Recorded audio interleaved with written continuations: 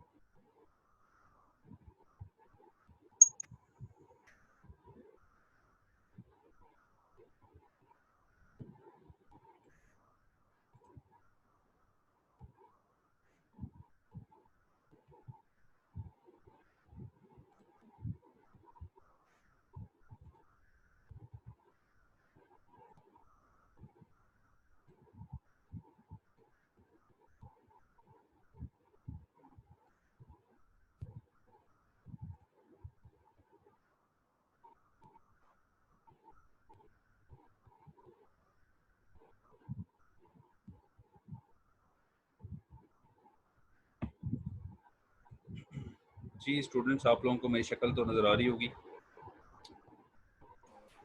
जी sir. Makeup shake up ठीक है?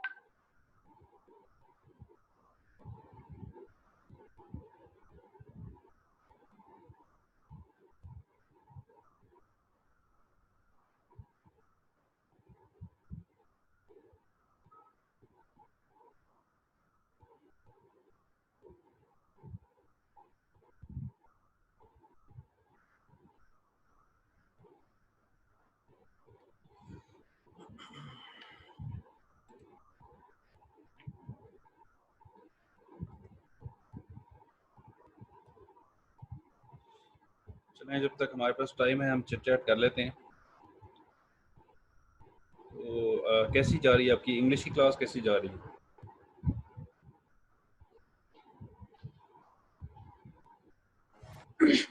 अच्छी बहुत जा अच्छी रही जा है। रही है सर दोनों। मैं सब मेरे भी उस्ताद हैं और बहुत रिस्पेक्टफुल हैं, मेरे लिए काबिल एहतराम है। तो यकीनन आपको उनसे बहुत कुछ सीखने को मिलेगा।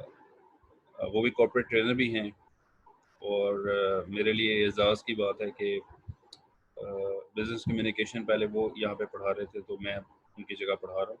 उनका एक अपना अंदाज़ था, मेरा अपना अंदाज़ है। तो लेकिन ऑब्वियसली उनके लिए बहुत रिस्पेक्ट है। तो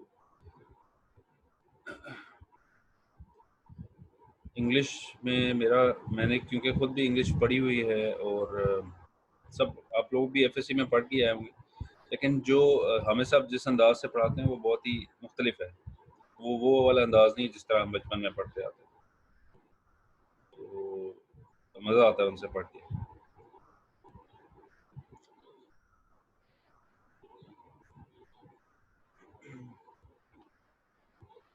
वैसे तो एक्चुअली आज सर फारूक ने भी ज्वाइन करना था, लेकिन अनफॉर्चुनेटली वो फौतगी की वजह से नहीं आ सके। बहुत सारी जगहों पे आजकल ये इंसिडेंट्स हो रहे हैं। आप लोगों के एरियाज़ में कोई इस तरह का मसला तो नहीं चल रहा, ज़्यादा फैला तो नहीं हुआ आप लोगों के एरियाज़ में?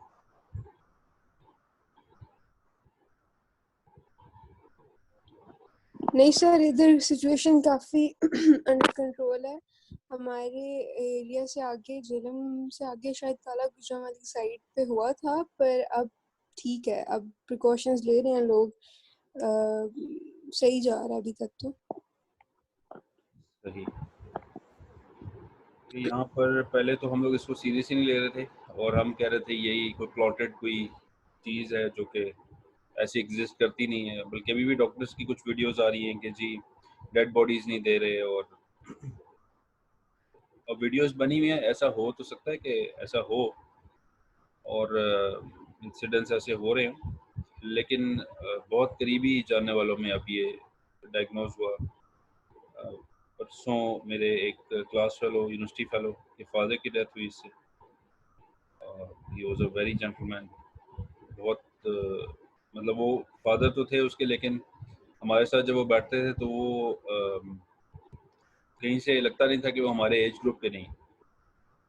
But sadly the time had come and he had to गो।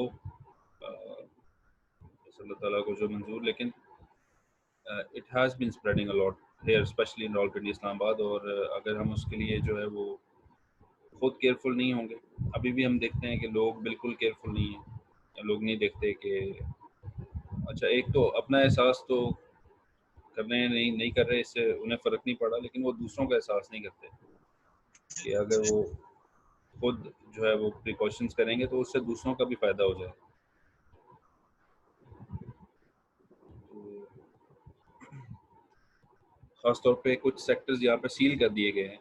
एक G10 सेक्टर, जो आई कैप जो है, आई कैप की बिल्डिंग, कल आई केम टू नो कि the building has been evacuated. उसको उन्होंने कह दिया कि अब यहाँ पर फ़िलहाल आप लोग एम्प्लॉइज़ नहीं बैठेंगे क्योंकि इस एरिया में इतना स्प्रेड हो गया है। तो today will be I think last working day for the time being वहाँ पर। तो उसके बाद फिर आप पता नहीं कि ऑफिस कब खुलता है। आसिम साहब ने हमें ज्वाइन किया है। आसिम साहब वेलकम, थैंक यू। क्या हुआ, कहाँ गए? हाँ जी सर, सर इस्लामाबाद वाला कैंपस हुआ? जी, इस्लामाबाद वाला कैंपस सील हुआ? इस्लामाबाद का आई कैप जो है सील नहीं हुआ, उसको उन्होंने डेंजरस करार दिया है फॉर द टाइम भी G10 में, क्योंकि स्प्रेड हो गया है। तो कल मेरी आई कैप में बात हो रही थी तो कह रहे थे कि उन्होंने इंटीमेट कर दिया कि बाय टुडे, यानी आज उनका लास्ट वर्किंग डे होगा, आज या फिर प्रॉब्ली कल तक। उसके बाद वो बंद सही। कर आई कैप।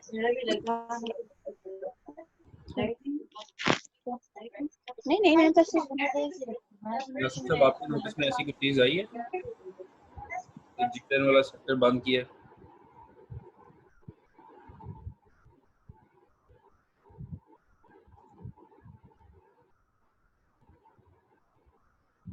ये सेट न्यूज में आया हुआ है ना, न्यूज में आया था, मैंने सुना है न्यूज में। अच्छा, न्यूज़ अनफॉर्चुनेटली मैं नहीं सुनता। अगर तो पढ़ लूँ कहीं से तो पढ़ लूँ, लेकिन न्यूज़ में सुनता नहीं। तो आप लोगों को तो खैर सर ने इंस्ट्रक्शन दिए कि CNBC आपने सुनना है, तो आई डोंट नो कि आप लोग कितने फॉलो कर रहे हैं उस चीज़ को। तो न्यूज़ से अपडेट रहना ज़रूरी है। और जिस तरह ईद वाले दिन न्यूज़ आई थी, तो अब हम न्यूज़ नहीं सुनते, तो हमें नहीं पता था और हम लोग सहरी के लिए सो गए हुए थे। वो तो अल्लाह भला करे मेरी मदर का कि उन्होंने मुझे रात को कॉल करके इन्फॉर्म कर दिया कि भाई सुबह ईद है, सहरी के लिए उठने की ज़रूरत नहीं, वरना हम सुबह सहरी कर रहे थे। तो आप लोग जो स्टूडेंट्स हैं उनके लिए ज़रूरी है कि वो न्यूज़ सुनते रहें। आप लोगों के काम की चीज़ें बहुत ज़्यादा होती हैं।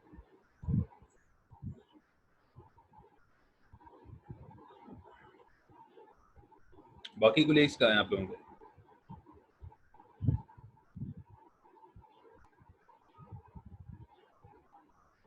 सर मैसेज तो किया है ग्रुप में कि ज्वाइन कर लें, तो अब उनकी चॉइस पर डिपेंड करते हैं। ठीक,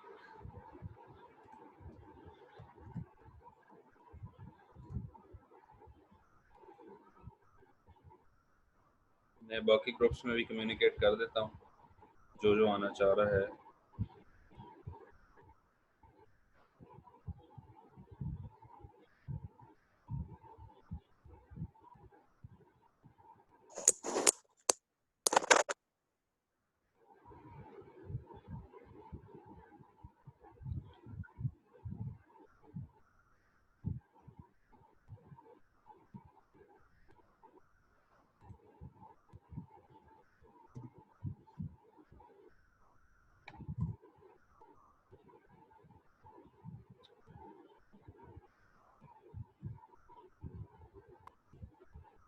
सही, कब तक स्टार्ट होगा?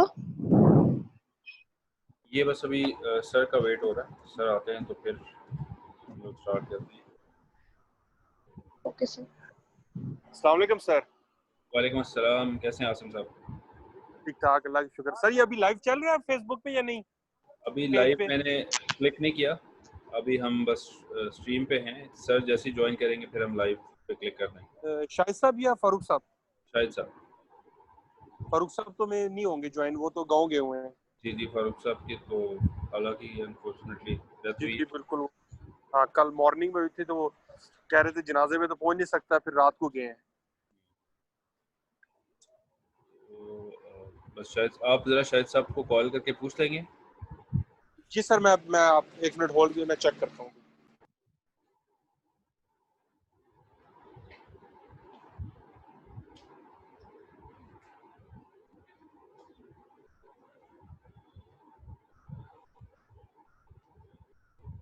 जी, ये book 7 habits of highly effective people, उस दिन मैंने वेबिनार में भी दिखाने की कोशिश की थी, लेकिन it didn't have the focus at that moment.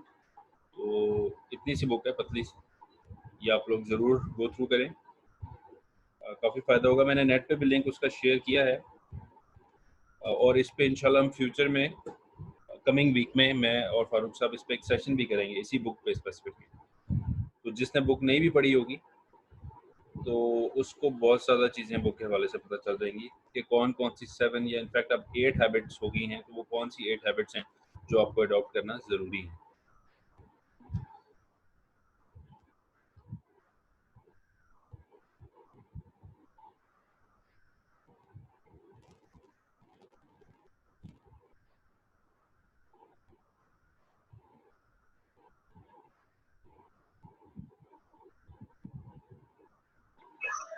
Ji sir, वो शाहिद साहब से भी बात हुई है, वो कह रहे मेरी अभी क्लास खत्म हुई है, बस मुझे 1 मिनट दें, मैं ज्वाइन होता हूँ।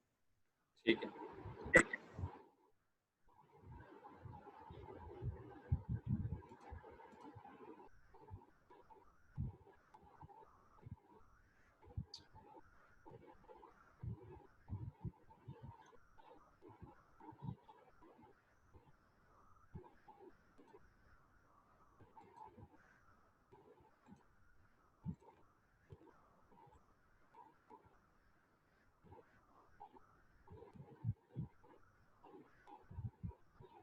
आप लोगों के दिमाग में अगर कोई क्वेश्चंस हैं जो आप समझते हैं कि सर से पूछने ज़रूरी हैं तो आप लिख लें, ताकि सर उसका जो है वो आपको ऑन द स्पॉट जवाब दे सकें।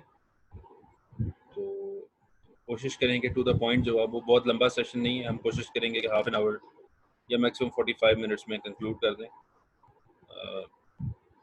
और क्योंकि सर की भी आगे क्लासेस हैं, आप लोगों की भी आगे स्टडी टाइम होगा, तो थोड़ा सा फोकस रह के हम इंशाल्लाह इसको चलाएंगे।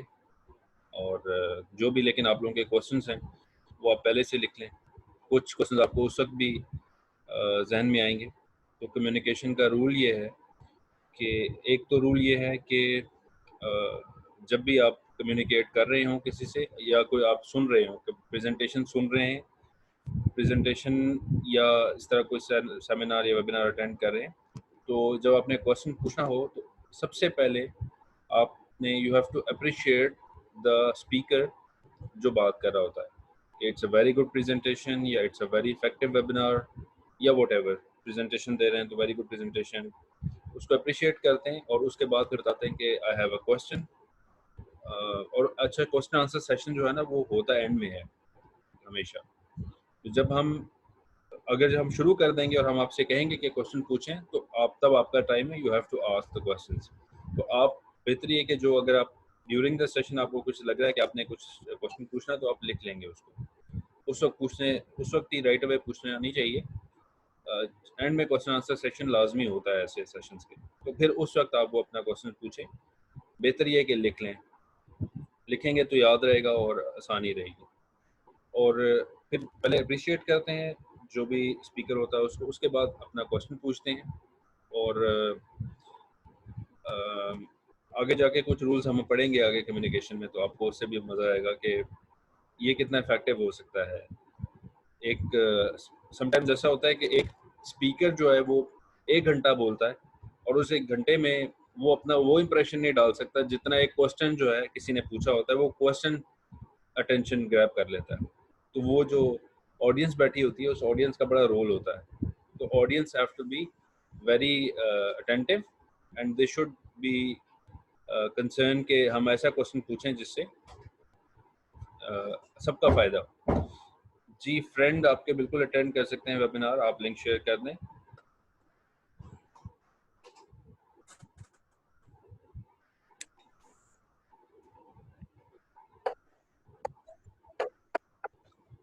फेसबुक पे लाइव जाने का मकसद ही यही है कि जो कोई है वो अटेंड कर ले। जी मैम, आप क्या पूछना चाह रही हैं? सर आसिफ से पूछा था तो वो कह रहे थे कि कल की क्लास में वो बुक्स के बारे में बताएंगे, तो वो अटेंड नहीं कर सके शायद। तो कोई आइडिया है आपको बुक्स का? बुक्स का नहीं, मुझे बिल्कुल आइडिया नहीं है। बुक्स में होता यही है कि आप लोग, दो ऑप्शन होते हैं, एक तो ये कि आप सर वो कर दिया है, अप्लाई कर मतलब दिया। उनको 5 जी कर दिया। जी अच्छा ठीक है। उसमें फिर ये होता है कि जैसे ही आप लोगों की हमारे पास पेमेंट पहुंचती है तो हम एक लिस्ट बनाते हैं, यानी हमारा एडमिशन डिपार्टमेंट एक लिस्ट बनाता है और लिस्ट आई कैप के साथ शेयर कर देता है। फिर आई कैप हमें डेट देता है कि इस डेट को आके आप इन बच्चों की बुक्स कलेक्ट कर लें। फिर हम उस डेट को कलेक्शन करते हैं वहाँ से जाकर, और फिर अब आपको जैसे ही वो डेट मिलेगी तो फिर सर आपको बता देंगे। एक सेकंड, कॉल आ रही है। अस्सलाम वालेकुम। जी वालेकुम अस्सलाम। जी जी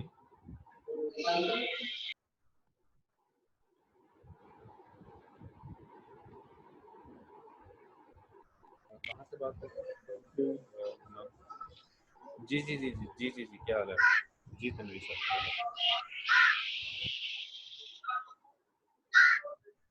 बिल्कुल अल्लाह का शुक्र। आप बताइए। जी अल्लाह का बहुत शुक्र।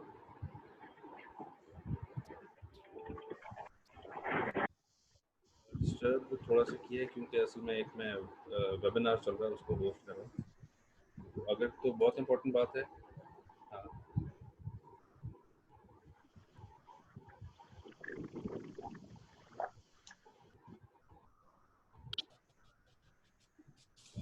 आई थिंक 1 घंटे तक मैं आपको कॉल बैक करूँगा।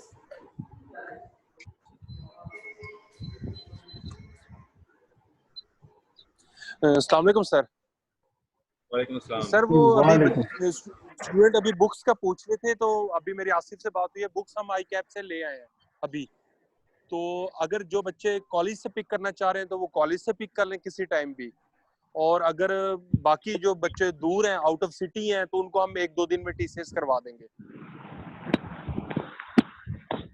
ठीक सर। सर आप रेडी हैं? सर ठीक है सर, फिर हम लाइव जाने लगे। जी सर। तो ख्याल रखिएगा, लाइव ही जाना है। सब कैसे हैं आप? जी मैं ठीक हूँ सर जी।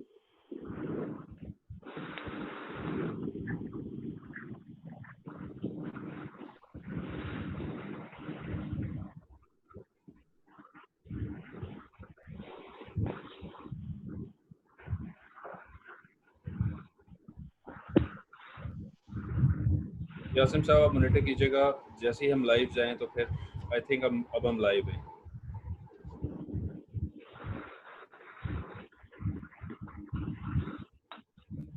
जी सर, लाइव चल रहा है, मेरे पास वो लिंक आ गया, मतलब ना नोटिफिकेशन आ गया फेसबुक पे। ठीक है।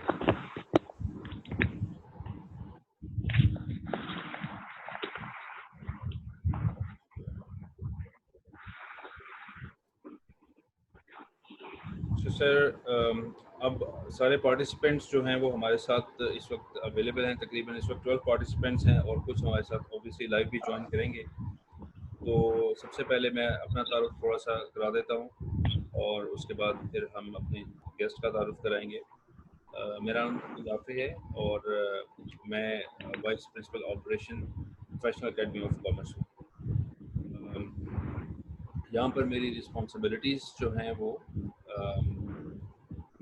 एक तो मैं कोर्सेज पढ़ा रहा हूँ बिजनेस कम्युनिकेशन और information technology, introduction to information technology, और इसके अलावा कुछ अदर टास्क हैं जो मैं परफॉर्म करता हूँ, जिसमें इस वक्त जैसे ये सेशन होस्ट करना, ये भी मेरी रिस्पॉन्सिबिलिटीज़ में शामिल है।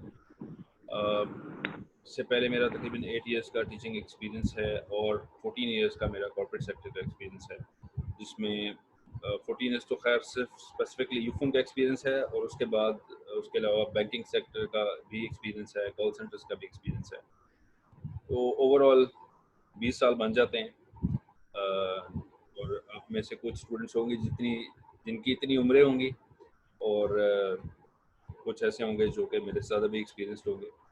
तो खैर आज का सेशन मेरे लिए नहीं है, आज का सेशन स्टूडेंट्स के लिए है जो जिन्होंने सीए में एडमिशन लिया या सीए में एडमिशन लेना चाहते हैं और वो ये समझते हैं कि सीए बहुत ही चैलेंजिंग करियर है, बहुत ही चैलेंजिंग ऑप्शन है और इसको करना बहुत मुश्किल है।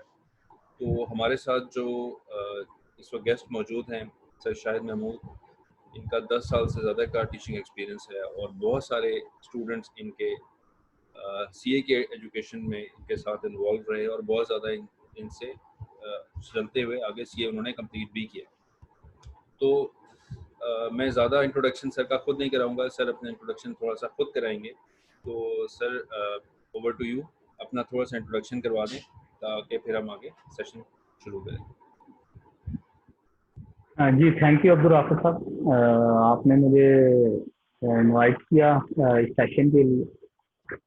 शाहिद महमूद नाम है और तकरीबन 10 साल से इस्लामाबाद और रावलपिंडी में डिफरेंट इंस्टीट्यूशंस का पार्ट रहा हूँ फॉर सी एजुकेशन और introduction to accounting, financial accounting and reporting 1 and 2, ये मेरे कोर एरियाज रहे हैं जो मैं डिफरेंट इंस्टीट्यूशंस में जो है वो बच्चों को पढ़ाता रहा हूँ। और आपने बिल्कुल ठीक कहा कि इन 10 सालों में अल्हम्दुलिल्लाह बहुत सारे स्टूडेंट्स हैं। अब तो खैर सिर्फ वो चेहरे ही याद होते हैं कि जब कोई स्टूडेंट मिलता है कि हाँ ये मेरा स्टूडेंट है, तो नाम तो अब उस तरह से याद भी नहीं होते। तो अल्हम्दुलिल्लाह अल्लाह ताला ने बड़ी इज्जत दी, अपनी तरफ से एफर्ट की, काम किया और बड़ी खुशी होती है कि जब बच्चे आपसे पढ़ के आगे जाते हैं और जो है वो सर्व करते हैं, तो ये प्राउड है, सॉरी प्राइड है ये, तो ये एक अच्छी फीलिंग होती है। और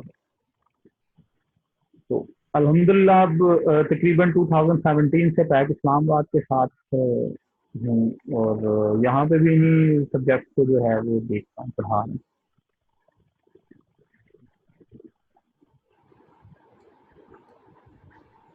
हाँ जी।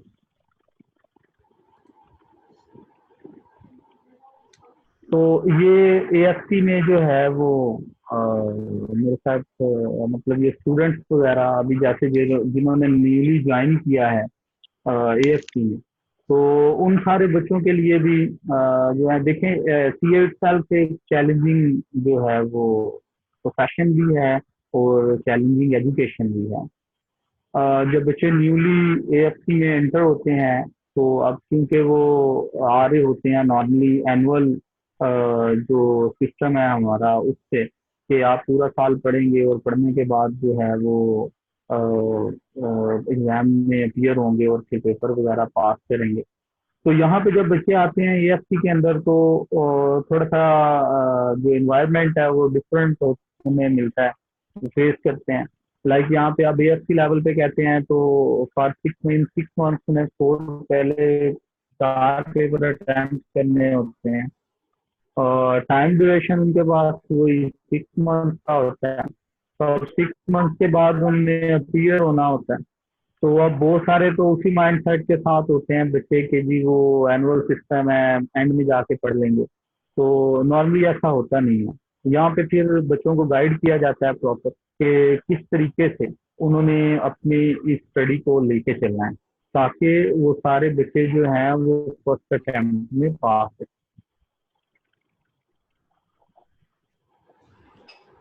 जी जैसे एक जो क्वेश्चन अक्सर पूछा जाता है या जो सबसे ज़्यादा कंसर्न होते हैं सीए के स्टूडेंट्स, वो इस स्टेज पर एएफसी की स्टेज पे, वो ये कि अब उन्हें आगे जाके क्या फेस करना पड़ेगा।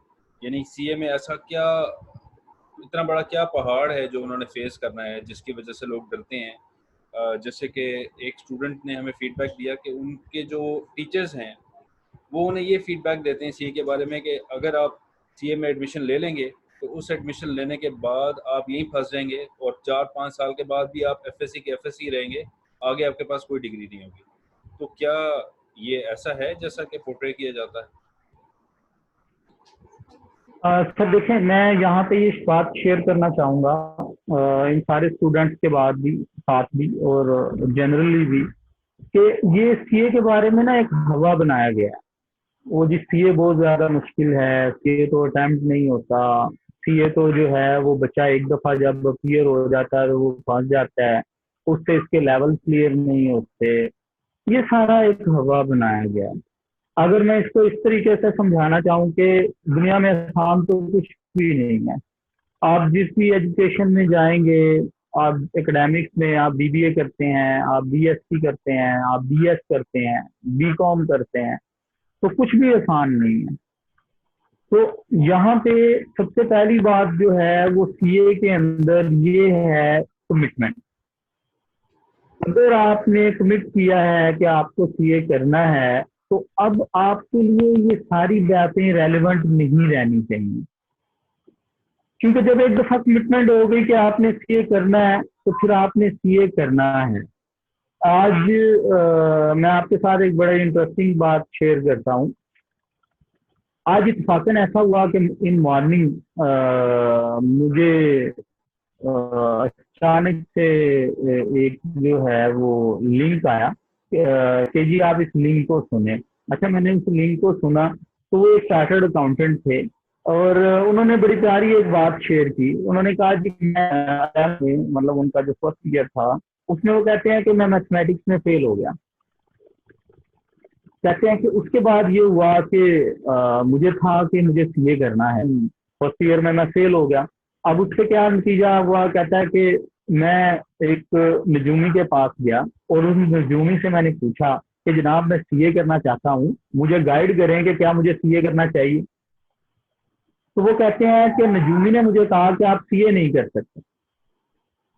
वो कहते हैं कि नजूमी ने जब मुझे कहा तो मैं बड़ा परेशान हुआ कि यार ये क्या हुआ कि मैं तो सीए नहीं कर सकता, अब क्या होगा। तो कहते हैं मैंने खैर फैमिली में डिस्कस किया अपनी सिस्टर के साथ, तो उन्होंने मुझे कहा कि निजूमी आपका फ्यूचर कैसे प्रेडिक्ट कर सकता है, फ्यूचर तो आपने खुद बनाना है और मेहनत से बनाना है। तो वो जो 7 से चार्टर्ड अकाउंटेंट वो बयान करते हैं कि मैं चार्टर्ड अकाउंटेंट इन 23 ईयर ओल्ड में मैं चार्टर्ड अकाउंटेंट बन चुका। और उस टाइम पे खड़ा होकर मैंने सोचा कि वो नजूमी ने जो मुझसे बात की थी वो तो उन्होंने प्रूव कर दी ना कि वो गलत बात थी, वो रॉन्ग बात थी। इसी तरह से ये सीए के बारे में लोग बातें करते हैं कि जी ये मुश्किल है, ये अटेम्प्ट नहीं हो सकता है, तो भाई ये कमिटमेंट मांगता है आपकी। अगर आप कमिटेड हैं, आप करना चाहते हैं कि yes I want to qualify as chartered accountant, फिर आपको किसी की कोई बात नहीं सुननी। आपकी रास्ते में मुश्किलात आएंगी, वो आती हैं, तो मुश्किल के बाद ये आसानी है, हमें यही सिखाया गया है। तो आप इस बात से कतई परेशान ना हो कि आपको उसमें जो है वो सीए के अंदर कोई बहुत मुश्किल काम, कोई पत्थर की नहरें खोदने का बोल दिया जाएगा, ऐसा कुछ भी नहीं है। आप लोगों को स्टडी करना है। अब तो बड़ा आसान है, आई कैप में देखें बुक्स आई कैप की अवेलेबल हैं फॉर रेफरेंस, उसके अलावा टीचर्स अवेलेबल हैं, उसके अलावा इंस्टीट्यूशंस अवेलेबल हैं। यहाँ पैक में हम लोग जो है वो प्रॉपर बच्चे को डिजाइन करके देते हैं कि उसने किस तरीके से कैप लेवल को एएफसी के बाद परस्यू करना है। हम बच्चे को प्रॉपर यहाँ पे प्लानिंग करके देते हैं कि अच्छा आपको परेशान होने की जरूरत नहीं है, हम आपको बताते हैं कि सीए कैसे करना है। तो इसमें आप परेशान ना हो, सीए के अंदर नथिंग इज डिफिकल्ट, कुछ भी नहीं है मुश्किल। आप सिर्फ ज्वाइन करें, एएफसी करें, उसके बाद आप देखें इंशाल्लाह सीए आपसे अटेम्प्ट होगा। सही। अच्छा सर, इसमें थैंक यू, बहुत ही इंफॉर्मेटिव आंसर था। मेरा ख्याल है बहुत सारी क्यूरीज जो इस हवाले से सीए से जो डराने वाली क्यूरीज थी सर, वो बहुत सारी इसमें आंसर हो गई होंगी। लोग ये भी कहते हैं सर कि इसमें और कोई वे आउट नहीं आपके पास होता, यानी अगर आपने सीए में एडमिशन लिया है तो इसके अलावा आपके पास कोई फर्दर ऑप्शंस नहीं होते, ये बस एक डेड एंड है, आप करेंगे तो फिर सीए ही करेंगे, अदरवाइज आप कुछ नहीं कर सकते। तो हमारे पास क्या और ऑप्शंस भी होती हैं ड्यूरिंग सीए, या बस एक सीए ही ऑप्शन है? देखें अब्दुल राफिक साहब, मैं आपकी बात को ना थोड़ा सा मतलब डिफरेंट तरह से एक्सप्लेन कर दूंगा। सीए करने का पर्पज क्या है? लोग दो तरह से सीए को ले रहे होते हैं। किया है, एक तो लोग उससे इस तरह से ले रहे होते हैं कि जनाब हम आफ्टर सीए और कुछ नहीं कर सकते, लाइक हम एकेडमिक्स की तरफ नहीं जा सकते। तो उसका तो आंसर इस तरह से दिया जा सकता है कि एचटीसी की रिकॉग्निशन आपकी सीए की जो है वो 16 ईयर एजुकेशन के इक्विवेलेंट है। आप सीए क्वालिफाई करने के बाद अगर आप एमएस या पीएचडी करना चाहते हैं तो कोई इशू नहीं है, आप उस तरफ जो है वो स्विच करके और अपने एकेडमिक्स को फर्दर जो है वो इम्प्रूव कर सकते हैं। दूसरी बात ये है कि जो बच्चे ऑलरेडी सीए कर रहे हैं उन्हें ये प्रॉब्लम होती है कि जनाब फॉर एग्जांपल हम एएफसी या कैप लेवल में जो है वो 1.5-2 साल लगाते हैं और 1.5-2 साल के बाद अगर हमारा सीए क्वालिफाई नहीं होता है तो हम फर्दर कुछ नहीं कर सकते। देखें ऐसा नहीं है, इसके बहुत सारे सोल्यूशन हैं। पहली बात तो मैंने बिल्कुल अपने स्टार्ट में ये बात की थी कि सीए एक कमिटमेंट का नाम है। अगर आप कमिटेड हैं कि मुझे सीए करना है तो फिर आपको सीए ही करना है। आप 100% अपना फोकस सीए पे रखें और उसे क्वालिफाई करने की कोशिश करें। दूसरी बात, अगर फॉर एग्जांपल अनफॉर्चुनेटली कोई स्टूडेंट ऐसा है जिससे एएफसी या कैप लेवल 2-3 साल में मतलब एएफसी के लिए तो हम सारों को पता है कि हमारे पास मैक्सिमम 3 अटेम्प्ट पर पेपर होती है, ठीक है। वो भी बड़े रेयर केसेस हैं कि आपके 2 पेपर पास हो गए, 3 अटेम्प्ट में 2 पेपर पास नहीं हुए तो फिर एक अटेम्प्ट हमें एक्स्ट्रा मिल जाती है, और एक पेपर पास होगा तो फिर एक अटेम्प्ट एक्स्ट्रा हमें मिल जाती है। वो एक डिफरेंट सिचुएशन है। लेकिन फॉर एग्जांपल अगर कोई बच्चा जाके कैप लेवल में स्टक हो जाता है तो देखें अब तो बहुत सारी अपॉर्चुनिटीज हैं। वो अपॉर्चुनिटीज ये हैं कि अगर इन केस आप सीए में आके स्टक हो जाते हैं और आप कहते हैं कि जी ये तो मेरे से नहीं हो रहा है और अब मुझे इसे छोड़ के किसी दूसरी फील्ड की तरफ जाना है, तो आप जा सकते हैं। हमारे पास प्राइवेट एडमिशन की सहूलत भी अवेलेबल है। डिफरेंट यूनिवर्सिटीज हैं जो आपको प्राइवेटली ग्रेजुएशन की डिग्री करवा रही होती हैं। सबसे बड़ी कॉमन एग्जांपल ये आपकी पंजाब यूनिवर्सिटी है। मतलब मेरे के बहुत सारे स्टूडेंट ऐसे होते हैं जिनको लोग गाइड करते हैं कि आप ऐसा करें कि सीए के साथ साथ ग्रेजुएशन भी शुरू कर दें। तो ये कोई अच्छी टेक्निक नहीं है। आप करने सीए आए हैं और आप ग्रेजुएशन के बारे में सोचना और शुरू कर दिया आपने, तो आपकी कंसंट्रेशन डिवाइड हो जाती है। आपसे ना तो सीए ही होता है और ना ही अच्छे मार्क्स में वो ग्रेजुएशन डिग्री होती है। तो मैं बच्चों को कहता हूं कि आप एक दफा अपनी पूरी एफर्ट लगाएं जिसके लिए आप आए हैं। हाँ, आप पूरी एफर्ट लगाते हैं, आपसे अटेम्प्ट नहीं होता तो आपके लिए दरवाजे बंद नहीं हो गए हैं। आप किसी भी टाइम पे दोबारा से ग्रेजुएशन ज्वाइन कर सकते हैं। अब तो मतलब उसके अंदर सहूलत ये होती है कि अगर आपके पास 2 साल गुजर गए हैं तो आप उसका कंबाइंड पेपर भी दे सकते हैं ग्रेजुएशन लेवल पे। तो वो डिफरेंट अपॉर्चुनिटीज अवेलेबल हैं। लेकिन जो बच्चा सीए प्रोफेशन को ज्वाइन करने आ रहा है, मेरी उससे ये जरूर गुजारिश होगी और नसीहत होगी कि वो अपनी पूरी कमिटमेंट के साथ आए और इस बात को अपने लिए पर्पस बनाए कि हाँ, मुझे सीए करना है और मुझे ये गोल अचीव करना है। और सर आप थैंक यू इस क्वेश्चन के आंसर का। आप ये ज़रा इसमें थोड़ी हमारी रहनुमाई कर दें कि चैलेंजेस क्या क्या फेस कर सकते हैं जब सीए में स्टूडेंट इनरोल होता है, तो क्या क्या चैलेंजेस उसको फेस करने पड़ सकते हैं in terms of studies, in terms of pressure, peer pressure भी होता है, पेरेंट्स का भी होता है, बाकी सराउंडिंग का भी होता है, लोग भी कह रहे होते हैं कि यार तुमने किधर अपने आप को फंसा लिया, तो इसको कैसे डील करना चाहिए? देखें, हम जब सीए में एंटर होते हैं तो ये सबसे पहला सीए में एंटर होना ही सबसे बड़ा चैलेंज होता है, क्योंकि हमारे यहाँ नॉर्मली जो एक रिवाज है वो रिवाज ये है कि हमारा बच्चा जब एफएससी वगैरह कर लेता है तो उसके बाद हम लोगों से मशवरा लेना शुरू कर देते हैं कि हमें मशवरा दें, हमें क्या करना चाहिए। तो सबसे पहला बैरियर तो सीए में एंट्री का है। लोग आपको सीए में एंटर ही नहीं होने देंगे। तो कहेंगे ना ना भाई, ये तुम क्या करने जा रहे हो, किस तरफ जा रहे हो, आपको ये काम नहीं करना चाहिए, ये तो बड़ा मुश्किल है, ये तो नहीं होगा। ऐसा नहीं है। तो सबसे पहले बैरियर तो बच्चे को ये गिराना होता है कि सीए में एंटर होना है, उसे एडमिशन लेना है। अब जब वो एडमिशन ले लेता है तो फिर अब उसको ये चीज फेस करनी पड़ती है कि स्टिल वो लोग उसे जो है वो कर रहे होते हैं कि यार ये तो तुम्हारे से नहीं होना, तुम्हारे तो पैसे जाया हो जाएंगे, ये हो जाएगा, वैसे हो जाएगा। देखिए, ये सारी मिथ्स हैं, आपको इन पे फोकस नहीं करना एक बार। अब जब आप सीए में एंटर हो जाते हैं तो यहाँ पे अब स्टडी कैसे करनी है आपको, ये चीज मैटर करती है। लोग आपको मिलेंगे जो आपसे कहेंगे कि जनाब सीए में स्टडी के लिए आपको 12-12 घंटे पढ़ना पड़ता है, 15-15 घंटे पढ़ना पड़ता है। तो मैं यहाँ पे एक चीज का इजाफा करूंगा कि आपको असल में सीए में हार्ड वर्किंग से ज्यादा स्मार्ट वर्किंग पे फोकस करना पड़ता है। हार्ड वर्क होना जरूरी नहीं है, आपका स्मार्ट वर्क होना बड़ा जरूरी है। आप जो चीज पढ़ रहे हैं, स्टडी कर रहे हैं, वो चीज रेलिवेंट है या इररेलिवेंट है, इसका पता होना आपके लिए जरूरी है। हमारे पास बहुत सारे ऐसे स्टूडेंट होते हैं जो घर में जाके 6-6 घंटे पढ़ते हैं लेकिन फेल हो जाते हैं, और हमारे सामने बहुत सारे ऐसे स्टूडेंट्स होते हैं जो सिर्फ 2 घंटे पढ़ते हैं और पास हो जाते हैं। तो डिफरेंस हार्ड वर्किंग नहीं है, डिफरेंस स्मार्ट वर्क है। जिन बच्चों ने सिर्फ 2 घंटे पढ़ा, उन्होंने उन चीजों पर फोकस किया जो एग्जाम से रेलिवेंट थी। देखें, आई कैप का जब हम लोग स्टडी टेस्ट पढ़ते हैं तो आई कैप ने उसके अंदर आपका अंडरस्टैंडिंग लेवल मेंटेन किया हुआ है। आई कैप ने हर टॉपिक के सामने ये लिखा हुआ है, ये बताया हुआ है कि एग्जामिनर आपसे किस लेवल की अंडरस्टैंडिंग एक्सपेक्ट कर रहा है।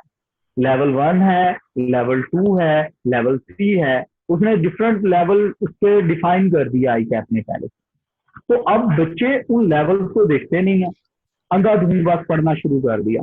अब वो चीज कितनी रेलिवेंट है, उससे आपकी कितनी अंडरस्टैंडिंग होनी चाहिए, इस चीज को कभी हम लोग देखते ही नहीं।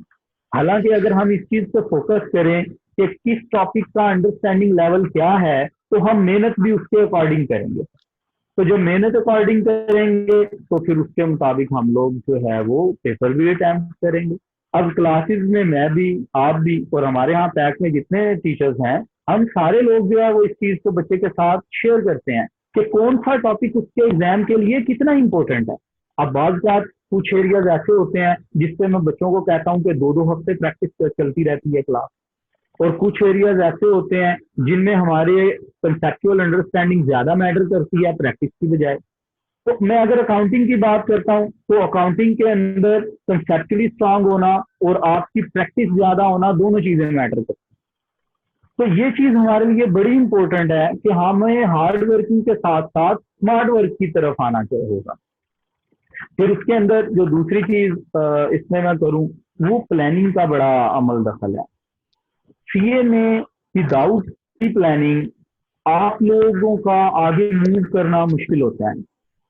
लोग स्टडी प्लान ही नहीं करते, और हमारे यहाँ रिवाज ये है कि देखें प्लानिंग हर पर्सन की वेरी करती है फ्रॉम पर्सन टू पर्सन। मेरी प्लानिंग और आपकी प्लानिंग डिफरेंट होगी, इसी तरह एक स्टूडेंट की प्लानिंग और दूसरे स्टूडेंट की प्लानिंग डिफरेंट होगी। हमें अपनी प्लानिंग के अकॉर्डिंग उसे लेके चलना है, ना कि हम टीचर से कहें कि जी हमें एक टाइम टेबल बना दें सर जी। अब टीचर एक टाइम टेबल बना देगा, अब जो टीचर का टाइम टेबल होता है उसके स्टडी टाइम में किसी के सोने का वक्त होता है, किसी के खाना खाने का वक्त होता है, तो हम उस प्लानिंग से बेनिफिट हासिल नहीं कर सकते। तो हमें उस प्लानिंग को अकॉर्डिंग टू आवर सेल्फ उसे बनाना है। आपको देखें, अब मैं इसमें एक बड़ी कॉमन एग्जांपल देता हूँ। कुछ बच्चे ऐसे हैं जिन्हें लगता है कि वो रात के टाइम ज्यादा अच्छा स्टडी करते हैं। वो कहते हैं यार रात को 10 बजे के बाद लेट नाइट पढ़ने में हमें बहुत अच्छा लगता है और हमारी लर्निंग ज्यादा अच्छी होती है। अच्छा, कुछ स्टूडेंट्स हैं वो कहते हैं कि नहीं, रात को पढ़ना ठीक नहीं होता, सुबह सवेरे उठे मॉर्निंग में और उस टाइम पे हम लोग पढ़ें तो उस टाइम पे लर्निंग ज्यादा अच्छी होती है। कुछ लोग कहते हैं नहीं यार रात को सोना ज्यादा अच्छा होता है तो दिन में पढ़ने से। भाई जिस बच्चे को जिस तरह से उसे जिस स्टडी टाइम के अंदर जाना ज्यादा बेनिफिट नजर आ रहा है वो अपने स्टडी प्लान को उसी के मुताबिक बनाए, उसी के मुताबिक स्टडी करे। तो कोई वजह नहीं है कि आपको जो है वो सीए के अंदर जो है वो मुश्किल पेश आए।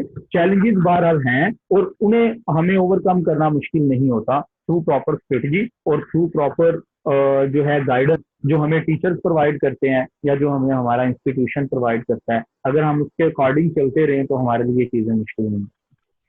Sir thank you. एक और क्वेश्चन ये है जो कि हम फेस करते हैं कि सिलेक्टिव स्टडी कितनी की जा सकती है सीए में? अब्दुल राफिक साहब, सीए में सिलेक्टिव स्टडी का तो कोई कंसेप्ट है ही नहीं। आई कैप की सिलेबस ग्रिड आप उठा के देखें तो उस सिलेबस ग्रिड के अंदर कहीं पे नहीं लिखा हुआ कि ये वाला टॉपिक ना पढ़ें, ठीक है। वहाँ पे आई कैप ने उसे बड़ा क्लियरली डिफाइन किया हुआ है कि ये चीजें इतने % आपके सिलेबस को रिप्रेजेंट करेंगी, ठीक है। तो सिलेक्टिव स्टडी का तो सवाल ही पैदा नहीं होता। ना मैं रिकमेंड करता हूँ ना कोई और टीचर ये चीज रिकमेंड करेगा कि सीए के अंदर सिलेक्टिव स्टडी मुमकिन है ही नहीं, किसी तौर पे भी मुमकिन नहीं। तो सर कुछ जो टीचर्स हैं वो जैसे क्यूएमएस का सब्जेक्ट है उसमें वो पहले कुछ चैप्टर्स पढ़ाते हैं फिर बाद में कुछ पढ़ाते हैं, तो इससे कोई फर्क पड़ता है लर्निंग में? इससे फर्क नहीं पड़ता। फर्क तब पड़ता है कि अगर टीचर सिलेबस कवर ना करे, मतलब सिलेबस कंप्लीट ना करे। ये डिफरेंट मेथडोलॉजीज हैं जो डिफरेंट जो टीचर्स यूज कर रहे होते हैं। लाइक कुछ टीचर्स ऐसे होते हैं जो मैथमेटिक्स का पोर्शन पहले स्टार्ट करते हैं, स्टैटिस्टिक्स बाद में पढ़ाते हैं। लेकिन कुछ टीचर्स कहते हैं नहीं, स्टैटिस्टिक्स पहले पढ़ाएं, मैथमेटिक्स बाद में पढ़ाएं। इसी तरह से फिर उस पर्टिकुलर एरिया में कुछ टीचर्स जो हैं वो लाइक मीन मीडियन मोड से शुरू करवा लेते हैं और उसके बाद बाकी सिलेबस कवर करते हैं। हो सकता है कि कुछ टीचर्स पहले प्रोबेबिलिटी से शुरू कर लें बाद में बाकी सिलेबस कवर करें, तो इससे फर्क नहीं पड़ता। ये वेरी कर सकता है फ्रॉम टीचर टू टीचर। कुछ टीचर कुछ टॉपिक पहले पढ़ा सकते हैं, कुछ बाद में पढ़ा सकते हैं, लेकिन सिलेबस आपका 100% कवर होना चाहिए, ये मैटर करेगा। Sir thank you sir. एक और सवाल जो कि मैं पहले भी आपसे पूछ चुका हूँ, इधर भी मैं पूछना मुनासिब समझता हूँ कि लोग कहते हैं जी कि सीए करेंगे तो अकाउंटिंग में फंस जाएंगे जाके, यानी अकाउंटिंग पढ़नी पड़ेगी उसमें जाके फंस जाएंगे। तो क्या ऐसा है कि आप अकाउंटिंग में ही फंसेंगे इधर, या और सब्जेक्ट्स भी आपको बॉदर कर सकते हैं? और क्या अकाउंटिंग ऐसा सब्जेक्ट है कि इसमें आप फंस सकते हैं? तो इसका क्या समझते हैं फीडबैक? देखें, सीए के अंदर अकाउंटिंग कोई स्पेसिफिक सब्जेक्ट नहीं है कि इसी के अंदर बच्चे फंस जाते हैं, ऐसा नहीं है। Yes, accounting is the core subject, one of the core subject of CA. CA का एक कोर सब्जेक्ट जो है वो बहरहाल अकाउंटिंग है। अच्छा, यहाँ पे प्रॉब्लम ये है कि जब तक हमारा अकाउंटिंग से वास्ता नहीं पड़ेगा तब तक वो हमारे लिए मुश्किल ही रहेगी। मतलब अगर आप किसी आउट स्टेशन स्टूडेंट से पूछेंगे कि फैसल मस्जिद में खड़ा हो के जो सराउंडिंग में आपकी सीनरी होती है वो कितनी खूबसूरत लगती है, तो वो जब तक फैसल मस्जिद के सैन में खड़ा होकर उस सीनरी को देखेगा नहीं, वो उसको एक्सप्लेन नहीं कर सकता कि वो कितनी खूबसूरत है। इसी तरह मैं ये बोलूंगा कि अकाउंटिंग भी, जब तक आप अकाउंटिंग पढ़ेंगे नहीं तब तक आपको इसका वो लुत्फ और वो जो मजा है इसे पढ़ने का और जो इसमें इंटरेस्ट है वो आप उससे महजूज नहीं हो सकेंगे। इसी तरीके से खाली अकाउंटिंग पे बात ना करें, AFC लेवल के ऊपर अगर मैं पास्ट की बात करूं तो पास्ट में अब नॉर्मली कंसिडर किया जाता है कि जो बिजनेस कम्युनिकेशन का सब्जेक्ट है AFC लेवल के अंदर, उसकी वेटेज 50% होती है, तो सॉरी 50 मार्क्स की वेटेज होती है। तो नॉर्मली बच्चे उसे एक आसान सब्जेक्ट कंसिडर करते हैं बिजनेस कम्युनिकेशन को। इसी तरह से इंफॉर्मेशन टेक्नोलॉजी की मैं अगर बात करता हूँ तो बच्चे समझते हैं, जो फेमिलियर होते हैं थोड़ा सा IT के साथ, वो समझते हैं कि ये थोड़ा सा आसान टॉपिक है। लेकिन अगर आप पास्ट में ICAP के रिजल्ट उठा के देखें तो ICAP के रिजल्ट के अंदर इनके वर्स्ट रिजल्ट आए हुए हैं। इसी तरीके से जब नेक्स्ट लेवल में आप आते हैं तो जो इनिशियल लेवल के सब्जेक्ट्स हैं उनके बड़े मतलब कम रिजल्ट ICAP ने शो किए। ऐसा नहीं है, आप किसी भी सब्जेक्ट को ये नहीं कह सकते कि वो आसान है या मुश्किल है। हाँ, आपने उसे पढ़ा कैसे है और आपने उसकी प्रिपरेशन कैसे की है, ये चीज उसको मुश्किल या आसान बनाती है। Very right sir. अच्छा सर, कुछ क्वेश्चंस हम अपने स्टूडेंट से भी पूछ लेते हैं जो ऑनलाइन है और वो कुछ अगर पूछना चाह रहे हैं आपसे, तो बिल्कुल स्टूडेंट से हम इन्वॉल्व करते हैं। जी स्टूडेंट्स, आप लोगों को अगर कोई क्वेश्चन पूछना है सर से अपनी स्टडी स्कीम के हवाले से, और अगर आप समझते हैं कि कोई कोर्स आपको डिफ़िकल्ट लगेगा, आपने अगर बुक्स देखी हैं, तो आप पूछ सकते हैं। सर आपको बहुत अच्छे तरीके से इस हवाले से गाइड कर सकते हैं। तो अभी आप जो क्वेश्चन पूछना चाहें वो पूछ सकते हैं। अस्सलाम वालेकुम सर। वालेकुम सलाम। सर मेरा क्वेश्चन ये है कि आप प्लीज़ जो है अकाउंटिंग के बारे में थोड़ा सा गाइड कर दें, इसकी इंट्रोडक्शन दे दें। ये थ्योरेटिकल है या मैथमेटिक्स इसमें इन्वॉल्व है? क्योंकि जो है ये सब्जेक्ट मुझे इसकी थोड़ी समझ नहीं आ रही। इंट्रोडक्शन इसका थोड़ा सा दे दीजिए, थैंक यू।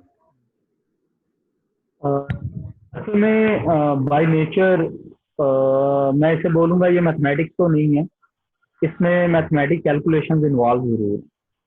इसी तरह से हमें कंसेप्चुअली भी इसे अंडरस्टैंड करना।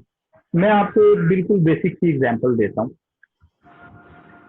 मैं अक्सर एक चीज़ क्लास में डिस्कस करता होता हूँ कि फॉर एग्जांपल अगर मुझे इंग्लिश पढ़ना लिखना नहीं आती और मेरे सामने इंग्लिश में लिखी हुई एक एप्लीकेशन रख दी जाती है, तो मैं क्या उसे अंडरस्टैंड कर सकता हूँ?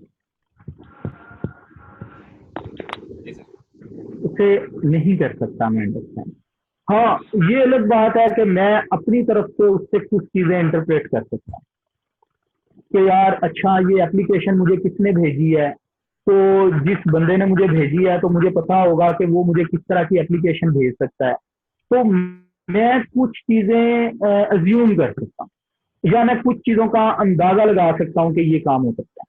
इसी तरह से देखिए, जब हम लोग बिजनेसेस की बात करते हैं तो अब मैं उसका सिर्फ एक एस्पेक्ट उठाऊं, इन्वेस्टर वाला एस्पेक्ट, कि मैं एक इन्वेस्टर हूं और मैं इन्वेस्ट करना चाहता हूं किसी बिजनेस के अंदर। तो अब फॉर एग्जांपल अगर मैं इसको और ज्यादा एग्जांपल में ले आऊं, अगर मैं आपसे बोलूं कि मेरे पास 3 चॉइसेस हैं कि मुझे किसी 3 में से किसी एक बिजनेस में इन्वेस्ट करना है, तो मुझे उसके इंफॉर्मेशन रिक्वायर होगी ना।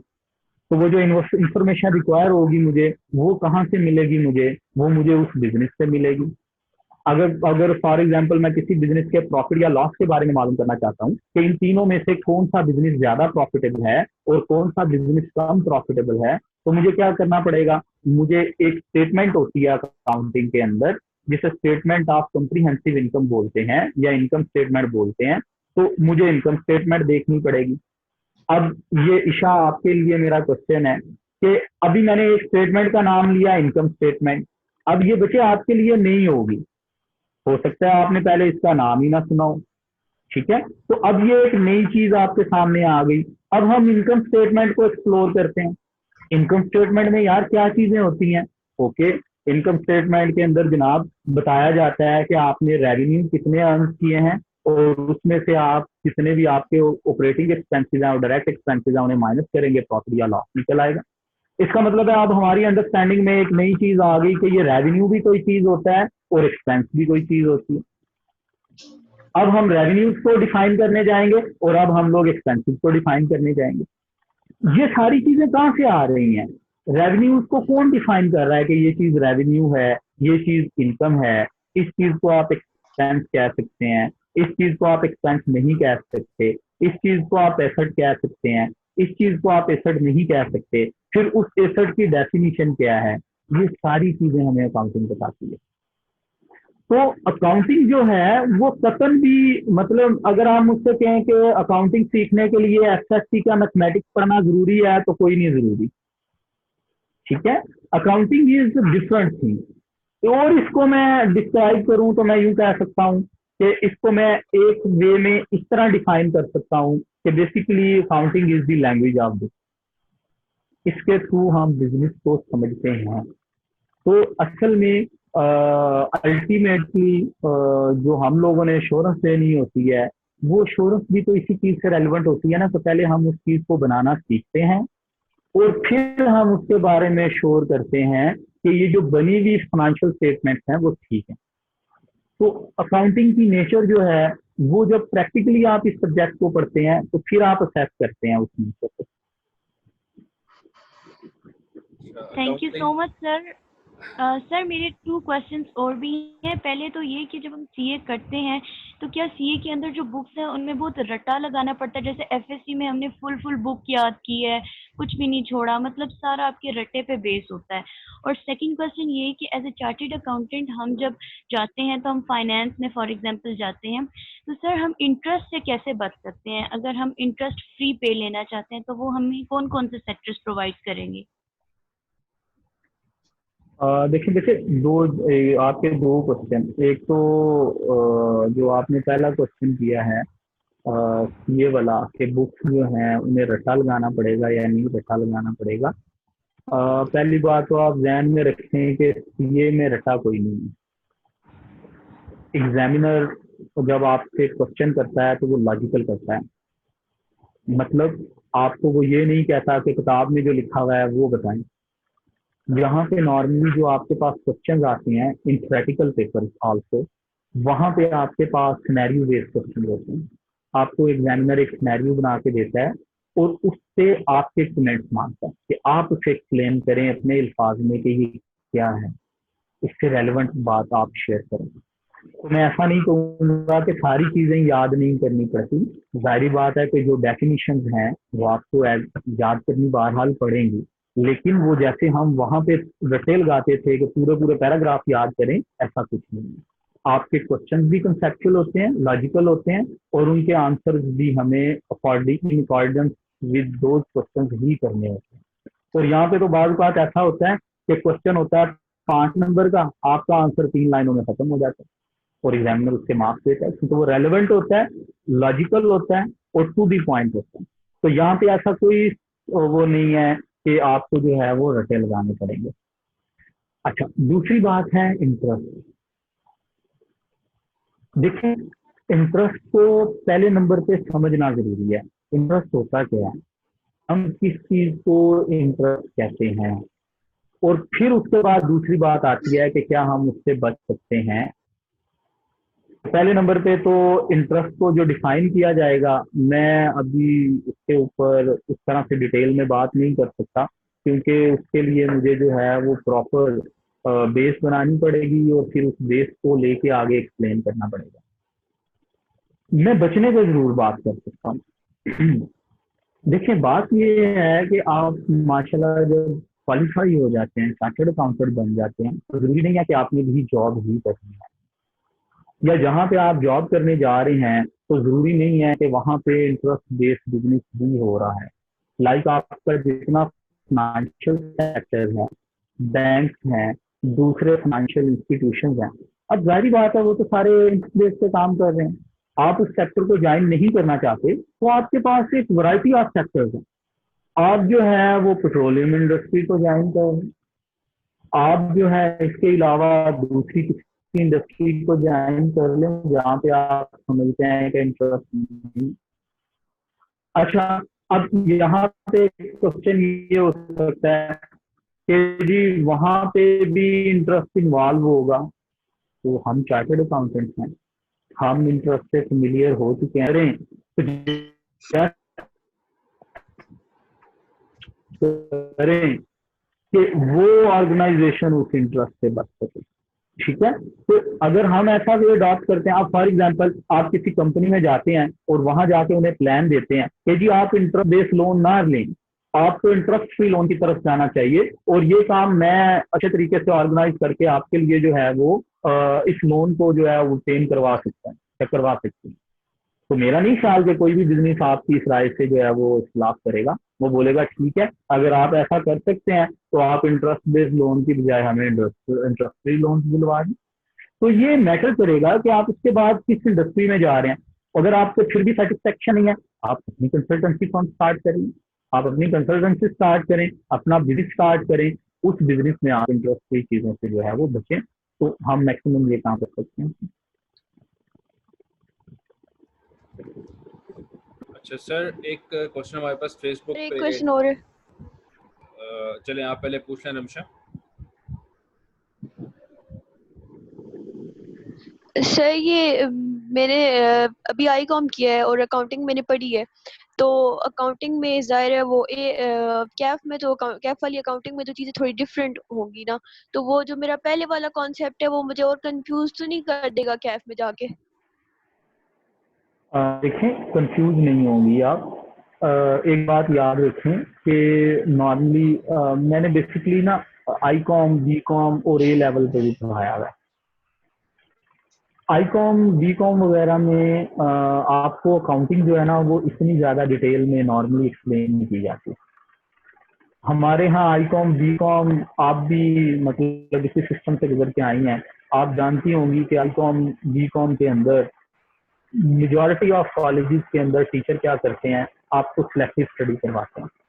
आपको बता दिया जाता है कि ये 5 से 6 चैप्टर हैं, आपका पेपर इन 5 से 6 चैप्टर में से ही आना है, और बच्चे का फोकस भी लर्निंग पे नहीं होता, पास होने पे होता है। वो भी कहता है कि हाँ जी ठीक है मुझे 5-6 चैप्टर बता दें, वो उन्हीं का रटा शटा लगा के पेपर दे देता है और पास हो जाता है। अब वो 5-6 टॉपिक्स पढ़ के आपकी कितनी लर्निंग हुई है मुझे आइडिया नहीं है। ठीक है, इसको हम यूं भी समझ सकते हैं कि उससे तो लर्निंग नहीं हुई। अब सीए के अंदर क्या होता है, आपको बड़ी डिटेल अंडरस्टैंडिंग दी जाती है, जहाँ पे रट्टा नहीं होता। यहाँ पे कंसेप्चुअल, कंसेप्ट प्लस प्रैक्टिस दोनों चीजों पे तवज्जो दी जाती है।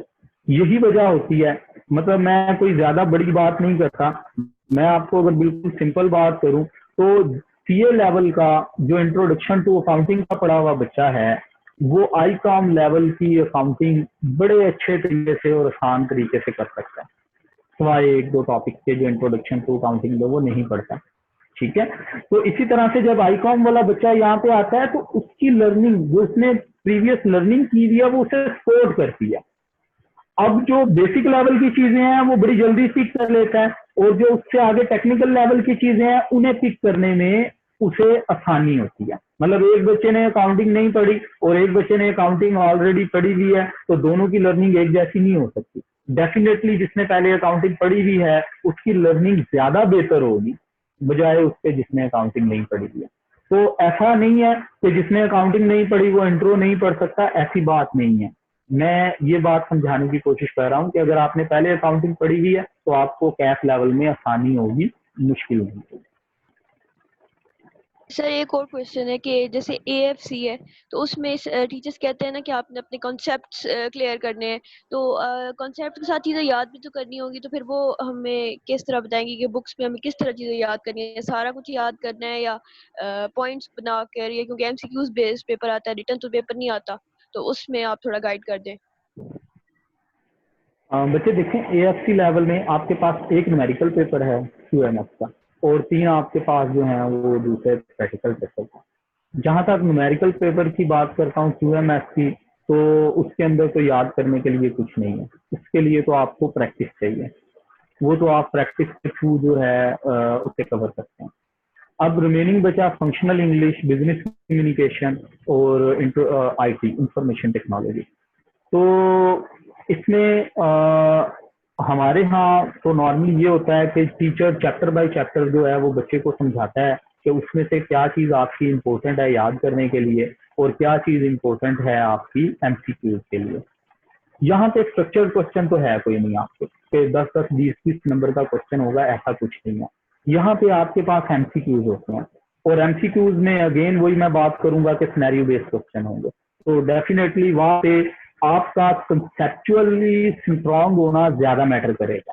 मतलब अगर आपको चीजों के बारे में कंसेप्ट अच्छे हैं, आपकी उनके बारे में अंडरस्टैंडिंग अच्छी है, तो सिनेरियो जिस तरह का मर्जी एग्जामिनर दे दे, आप उससे बड़ी आसानी के साथ जो है वो फेस कर सकते हैं और बड़ी आसानी से उसे जो है वो अटेम्प्ट कर सकते हैं।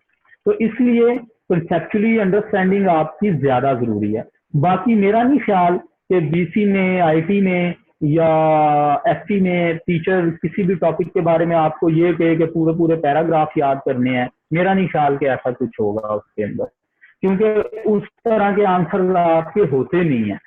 तो इसलिए आप कंसेप्चुअली ज्यादा स्ट्रांग हो और रेलिवेंट सब्जेक्ट के जो आपके टीचर हैं उनसे रहनुमाई जरूर लें कि फॉर एग्जांपल एक पर्टिकुलर अगर एक एरिया है, एक पर्टिकुलर टॉपिक है, तो उस टॉपिक में कोर अंडरस्टैंडिंग आपकी क्या होनी चाहिए, वो टीचर शेयर भी करते हैं। अगर फिर भी कहीं पे आपको कोई प्रॉब्लम होती है तो रिस्पेक्टिव टीचर आपको ज्यादा बेहतर आंसर दे सकता है जो आपको पढ़ा रहा है, क्योंकि जो टीचर आपको पढ़ा रहा है आपकी उससे अंडरस्टैंडिंग भी होती है, और वो टीचर ये जानता है कि वो आपको गाइड करेगा, तो उसने कैसे क्लास में पढ़ाया और वो उसके मुताबिक ही टीचर आपको गाइड कर रहे होंगे वहाँ। सर आपकी इजाज़त हो तो okay sir, thank you so much. इस क्वेश्चन का आंसर मैं भी ऐड करना चाहूँगा। जी जरूर अब्दुर्रहमान जी जरूर। इसमें देखें इस तरह से है रमशा कि जो बिजनेस कम्युनिकेशन और आईटी का जहाँ तक ताल्लुक है, तो सर की बात बिल्कुल एक्यूरेट है कि हमें कॉन्सेप्चुअल स्टडी की तरफ ही जाना पड़ेगा, हमारा कॉन्सेप्ट क्लियर होना चाहिए। बट आई कैप जो है वो जो क्वेश्चन पूछता है वो होते कॉन्सेप्चुअल हैं, लेकिन वो होते बुक में से ही हैं। तो इसके लिए आपको बुक लाजमी गो थ्रू करनी है। मैं ये नहीं कह रहा कि आपने रट्टा लगाना है। ईशा ने भी सवाल पूछा था कि हमें रट्टा लगाना पड़ेगा, ऐसा नहीं है। हमने जो फर्ज करें कि अगर हम पढ़ रहे हैं चैप्टर 1 और चैप्टर 1 के अंदर हमने बिजनेस कम्युनिकेशन की मिसाल लेते हैं कि हमने डेफिनेशन पढ़ी थी बिजनेस कम्युनिकेशन की, और उसमें हमने हैरल्ड यारिस की डेफिनेशन पढ़ी है। अब जब हमने डेफिनेशन पढ़ ली है तो उस डेफिनेशन को टीचर तो आपको एक एसेंस बताएगा और उसका कॉन्सेप्ट क्लियर करेगा। उस डेफिनेशन को बुक से गो थ्रू करना आपकी रिस्पॉन्सिबिलिटी है। फिर उस बुक में से वो हो सकता है वो ये सवाल पूछ ले कि जी जो बुक के अंदर डेफिनेशन लिखी है वो किसकी है। तो जैसे कि मैंने अभी बता भी दिया कि वो किसकी है, कौन किन साहब ने ये डेफिनेशन दी थी। उसके अलावा हमने ये भी डिस्कस किया था कि वो जो है वो ऑर्गेनाइजेशनल साइकोलॉजी के जो है वो रिसर्चर रहे हैं। तो वो ये भी पूछ सकता है कैप कि वो जो साहब थे जिन्होंने ये बुक लिखी थी वो थे कौन, उनकी फील्ड क्या थी। तो आई कैप इस तरह का भी सवाल पूछ लेता है। तो इसके लिए बुक को एक दफ़ा स्टडी किया होना ज़रूरी है। जब पढ़ा होगा तो आपको याद होगा कि वो ऑर्गेनाइजेशनल साइकोलॉजी उन्होंने पढ़ी हुई थी, तो ऑर्गेनाइजेशन साइकोलॉजी के हिसाब से बात कर रहे थे। इसी तरह आईटी के भी सवाल, आईटी के सवाल खैर बिल्कुल कॉन्सेप्चुअल नहीं आते, उसमें वही चीज़ें होती हैं जो बुक के अंदर हम चल रहे हैं। आगे जाके जब एक्सेल में आप जाएंगे तो एक्सेल के फार्मूलाज आपको वही फार्मूलाज जो उन्होंने बुक में कराए होते हैं वही एक्सपेरिमेंट करके दे देते हैं कि आप ये करें, और आपके पास सिस्टम अवेलेबल होता है, आप सिस्टम पे वो फार्मूलाज अप्लाई करके भी देख सकते हैं। तो बहुत आसान है, ये नहीं है कि मुश्किल है, लेकिन उसके लिए प्रैक्टिस एंड बुक की नॉलेज दोनों का होना ज़रूरी है। अगर आप बुक नहीं पढ़ेंगे तो तब भी मुश्किल होगा क्लियर करना। ये है। और सर एक सवाल था इंटरेस्ट के हवाले से, उसका भी आंसर देना चाहूँगा।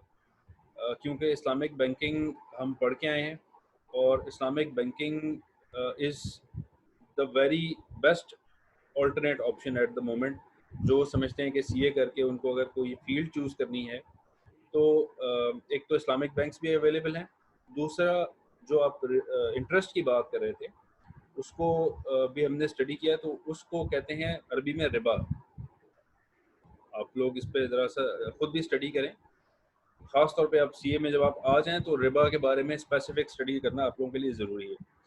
रिबा की जो बेसिक डेफिनेशन है वो कहती है कि अगर आप एक कमोडिटी के ऊपर, यानी एक कमोडिटी आपके पास, फ़र्ज़ करें ये मोबाइल है एक, ये मोबाइल आप किसी से लें और उसको यही सेम मोबाइल सही मॉडल का रिटर्न में इससे ज़्यादा क्वांटिटी में दें।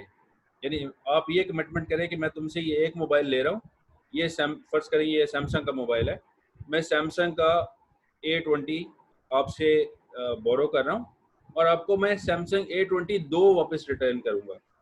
ठीक है, एक मिसाल ये। दूसरी मिसाल ये है कि मैं आपसे एक पियानो का बॉल पॉइंट ले रहा हूँ और मैं आपको पियानो के 2 बॉल पॉइंट वापस करूँगा, तो ये रिबा में आ जाएगा कि आप सेम कमोडिटी एक्सेसिव अमाउंट में रिटर्न कर रहे हैं। आम मिसाल जो जाती है वो कि मैंने आपसे खजूरें ली 1 किलो और मैं आपसे कहूँगा जी मैं 1 किलो खजूरें आपसे ले रहा हूँ, लेकिन मैं आपको 2 किलो खजूरें या 1.5 किलो या 1.1 केजी आपको रिटर्न कर दूंगा, आप मुझे किलो खजूरें भी दे दें। तो ये सारी रिबा में आ जाती है। रिबा का बेसिक कॉन्सेप्ट ये है। और अगर हम ये इस तरह से डीलिंग करें कि मैं आपसे एक ये सैमसंग का मोबाइल ले रहा हूँ, ठीक है, वैसे ये सैमसंग नहीं है, मैं आपसे सैमसंग का मोबाइल ले रहा हूँ और मैं आपको रिटर्न में 2 आईफोन दूंगा, ठीक है, तो ये कमोडिटी फ़र्क हो रही है, तो ये रिबा में नहीं आ जाएगा, ये रिबा नहीं होगा। ठीक है, इसी तरह मैं आपसे 1 किलो खजूरें ले रहा हूँ, मैं आपको कह रहा हूँ कि आप मुझे 1 किलो खजूरें दें, मैं रिटर्न में आपको 2 किलो जौ दे दूंगा या गंदम दे दूंगा, ये भी रिबा नहीं है। कमोडिटी चेंज हो जाएगी तो रिबा ख़त्म हो जाएगा। इसी तरह करेंसी की बात कर लें तो मैं आपसे कहूँ जी मुझे आप 1000 रुपये दें, मैं उसके बदले आपको $100 दूंगा, तो आप देख रहे हैं ले आप 1000 रुपये रहे हैं लेकिन रिटर्न आप डॉलर कर रहे हैं, तो इसमें भी रिबा नहीं है। When the commodity is change तो आपका रिबा ख़त्म हो जाता है। ये इसका इस्लामिक बैंकिंग का कॉन्सेप्ट है, ये सिंपल कॉन्सेप्ट है, इसके आप ज़रा इसको स्टडी करेंगे तो आपको इसकी मज़ीद गहराई में जाके क्लैरिफिकेशन होगी और आपको करनी चाहिए। Once you are doing it और आप कंसर्न है कि आप इंटरेस्ट से बचना चाहते हैं तो आपको करनी चाहिए। खुद टीचर से ज़रूर गाइडलाइन लें लेकिन खुद पढ़ना ज़रूरी है। तो आजकल मैंने बहुत सारे सीएस देखे हैं जो कि इस्लामिक बैंकिंग सिर्फ इसलिए पढ़ रहे हैं ताकि वो रिबा से बच सकें। अच्छा, एक और क्वेश्चन है सर हमारे पास फेसबुक पे आया था कि सीए के एग्ज़ाम में रिटन क्वेश्चन आंसर्स होते हैं या फिर एग्जामिनर पूछता है और हमें बोल के आंसर देना पड़ता है?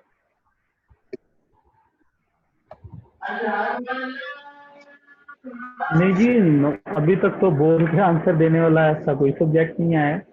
आप लोगों को जो है वो रिटन ही आंसर करने पड़ते हैं। आपके जो एएफसी लेवल के एग्जाम्स हैं वो आपके जो है एमसीक्यूज बेस्ड हैं, मतलब सीरीज एग्जाम है, कंप्यूटर बेस्ड एग्जाम है, और बाकी आपके रिटन एग्जाम है। सर इससे एक मुझे अपना एक स्टूडेंट याद आ गया, उसने मुझसे 4th या 5th क्लास की ट्यूशन पढ़ी थी। माशाल्लाह बहुत ब्रिलियंट स्टूडेंट था लेकिन वो लिखने से भागता था। तो सारे कॉन्सेप्ट याद होते थे, सारी चीज़ें याद होती थी लेकिन वो लिखता नहीं था। तो वो बार बार, वो माशाल्लाह काफ़ी अमीर फैमिली से बिलोंग करता था, तो मुझे बार बार कहता था कि मैं टीचर को पैसे दूंगा और उसको कहूँगा मेरे सारा कुछ सुन लो, मैं लिख नहीं सकता। तो ये मुझे सवाल कुछ ऐसे ही लगा कि आप बोल के जगह जवाब देना चाह रहे हैं, तो बोल के आंसर करने का अभी तक ये टेक्नोलॉजी तो नहीं आई। अल्लाह करे कि ऐसी टेक्नोलॉजी आए कि हमारी भी जान छूटे, हम सुन लिया करें आंसर और एग्जामिनर भी सुन लिया करें, लेकिन फ़िलहाल इस पर आपको इन राइटिंग ही जवाब देना पड़ता है।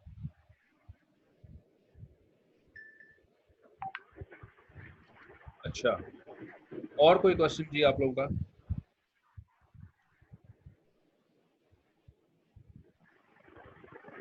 हमारे पास सर एक स्टूडेंट हैं जो कि आपसे शायद अकाउंटिंग भी पढ़ रहे हैं। उसामा इजाज। जी सर। जी उसामा, आपको कोई सर से कोई क्वेश्चन पूछना है? जी सर, अस्सलाम वालेकुम। वालेकुम अस्सलाम। वालेकुम सलाम। क्वेश्चन तो कोई नहीं था सर, मैं बस सेशन से सर की बातें सुनने आया था। माशाल्लाह, ये ज़बरदस्त एक्सप्लेन। ठीक। अच्छा, एएफसी के जो हमारी लॉट बैठी हुई है उनको जी सर। चैलेंजेस जो हैं उनको कुछ गाइडलाइंस देना चाहेंगे उसामा? सर सच तो उसमें इतना नहीं है जो केफ लेवल में है। सिर्फ ये है कि फर्स्ट टाइम लोग इंटर हो रहे होते हैं तो डर रहे होते हैं। तो आपके सामने है कि मैं प्री मेडिकल से आया था, तो 2 सब्जेक्ट मैंने आपसे पढ़े और वो भी बहुत कम टाइम में पढ़े थे, तो अल्हम्दुलिल्लाह वो क्लियर हो गए। इंग्लिश सर हामिद से पढ़ी थी तो वो भी हो गया, और क्यूएमएस जो रहता था हमारा पेपर तो वो कोरोना की वजह से डिले हो गया। ऐसा कुछ नहीं है सर, आप जो लेक्चर देते थे, हम आपके जो बैच में स्टूडेंट थे तो आपका 100% रिजल्ट था। तो उसमें यही था कि वो सारे जाके जस्ट उसको एक दफ़ा रिवाइज करते थे। यहाँ पे मैं देख रहा हूँ कि स्टूडेंट पूछ रहे थे कि बुक्स को रट्टा मारना है, जो वो सर सिर्फ कंसेप्चुअल जो दिन को आपको टीचर समझा रहा है, इवनिंग में आपने रीडिंग करनी है और वो चीज़ें आपके माइंड में बैठती जाती हैं। और जब आपके पास मल्टीपल चॉइस क्वेश्चन आता है तो उसमें आपके पास 3-4 ऑप्शन होते हैं, तो इजीली आप अंडरस्टैंड कर जाते हो अगर आपने पढ़ा हुआ है। तो जाहिर है जब आप उसकी प्रैक्टिस नहीं करते तो फिर तो आपको मसला होगा, स्पेशली आईटी में, कि जहाँ पे आपके पास एक्सेल है, वर्ड है, पावर पॉइंट है, तो वहाँ पे चीज़ें अप्लाई करना, और उसकी जब तक प्रैक्टिस नहीं होगी तो आपको फिर वो वहाँ पे मुश्किल होती है। और ऐसा कोई नहीं है कि जितना आप लोगों को डराया जाता है। हमारे साथ के स्टूडेंट हैं जो आगे अभी कैफ में हमारे साथ हैं, ज़ाहिर है पीछे एक पेपर अभी वो तो हालात ऐसे थे जिसकी वजह से नहीं हो सका, लेकिन वो सारे आपके सामने हैं कि जो आगे प्रोसीड कर गए और डिफरेंट बैकग्राउंड से थे। तो ऐसा कोई नहीं है, ये लोग ज्वाइन करें। इसके अलावा अगर कोई क्वेश्चन हो सके। थैंक यू उसामा आपके वैल्यूएबल फीडबैक का। आई थिंक शायद से आपकी कोई टेक्निकल इशू की वजह से डिस्कनेक्ट हो गई। तो जी अगर sir. Sir, I have a question sir. Students में से किसी और का कोई क्वेश्चन हो उसामा से या फिर सर से, तो आप लोग पूछ सर, जो सकते हैं। कैफ के साथ जो रिटर्न होते हैं क्वेश्चन आंसर्स, जी जी। सर उनकी जो आंसर्स की कैसी क्वालिटी होनी चाहिए, किसके मुताबिक आंसर होना चाहिए? बहुत अच्छा क्वेश्चन है हुसैन आपका।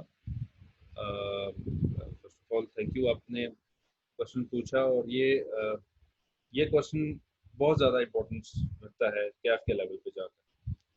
देखिए, आप कैफ में जाकर 9 सब्जेक्ट्स पढ़ रहे हैं, वैसे तो बेहतर हुआ कि सर इसका आंसर देते। अब जैसे ही सर कनेक्ट होंगे तो मैं उनसे भी ये क्वेश्चन पूछूंगा, पर मैं कोशिश करता हूँ इसका जवाब देने का। ये कैफ लेवल में जब आप जाते हैं तो आपके पास 9 डिफरेंट किस्म के सब्जेक्ट्स हैं, और हर सब्जेक्ट जो है वो अपने लिहाज से एक और सब्जेक्ट है। तो अब जैसे लॉ है, बिजनेस लॉ का जो कोर्स है वो थोड़ा थ्योरेटिकल टाइप कोर्स है। इसी तरह टेक्स्ट जो है उसमें कुछ न्यूमेरिकल पोर्शन भी है और कुछ थ्योरेटिकल भी है। इकोनॉमिक्स भी थ्योरेटिकल बेस्ड सब्जेक्ट है। तो जो थ्योरेटिकल बेस्ड सब्जेक्ट है उसमें आपका कॉन्सेप्ट का भी क्लियर होना ज़रूरी है।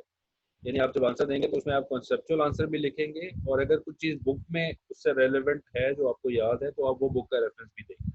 यानी दोनों का ब्लेंड होगा, कॉन्सेप्ट एंड बुक का ब्लेंड आप आंसर में प्रेजेंट करेंगे, तभी आप अच्छा स्कोर कर सकें। जहाँ तक रह गई प्रैक्टिकल, जैसे अकाउंटिंग के सब्जेक्ट हैं या फाइनेंस के सब्जेक्ट्स हैं, वो प्रैक्टिकल होते हैं।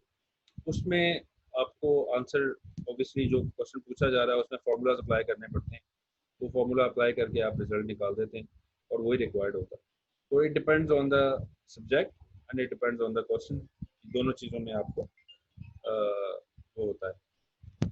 तो आई होप इस क्वेश्चन का आंसर मिल गया होगा। सर शायद कि मुझे कॉल आ रही है, मैं उसकी कॉल सुन लेता हूँ, शायद उसका कोई फीडबैक मिल जाए। जी अस्सलाम वालेकुम सर।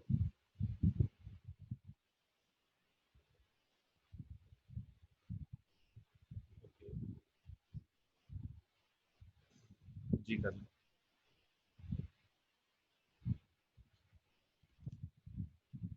सर शायद कि जो इंटरनेट डिवाइस थी वो डिस्कनेक्ट हो गई थी, बस सर हमें रिज्वाइन करें। ये सवाल सर से भी हम पूछ लेंगे तो सर इसका बहुत बेहतर आंसर दे सकेंगे। तो और इसके अलावा कोई क्वेश्चन है आप लोगों का तो आप लोग ज़रूर पूछें, क्योंकि ऑब्वियसली ये सिर्फ आप अभी तो लर्निंग स्टेज में बिल्कुल न्यू है इस फील्ड में, तो आप लोगों को डिफरेंट तरह से लोग प्रेशराइज करेंगे कि यार ये तुम किधर घुस गए हो और ये नहीं हो सकता। और इसी चीज़ को हम ओवरकम करने के लिए जो है ना हम इनवाइट करते हैं ऐसे लोगों को जो जिनके सामने की रूटीन है। अब सर शायद के सामने बहुत सारे स्टूडेंट्स हैं जो कि सीए कर चुके हैं, ठीक है, तो उनको आइडिया है कि क्या चैलेंजेस आप लोग फेस करेंगे। फिर हम ऐसे लोगों को भी बुलाएंगे, जैसे अब सैटरडे को हमारा जो वेबिनार होने लगा है उसमें इमरानुद्दीन साहब जो ऑलरेडी बाहर जॉब कर रहे हैं बहुत सीनियर लेवल पे, तो वो भी इसी फेज से गुजरे जिस फेज से आप अभी गुजर रहे हैं।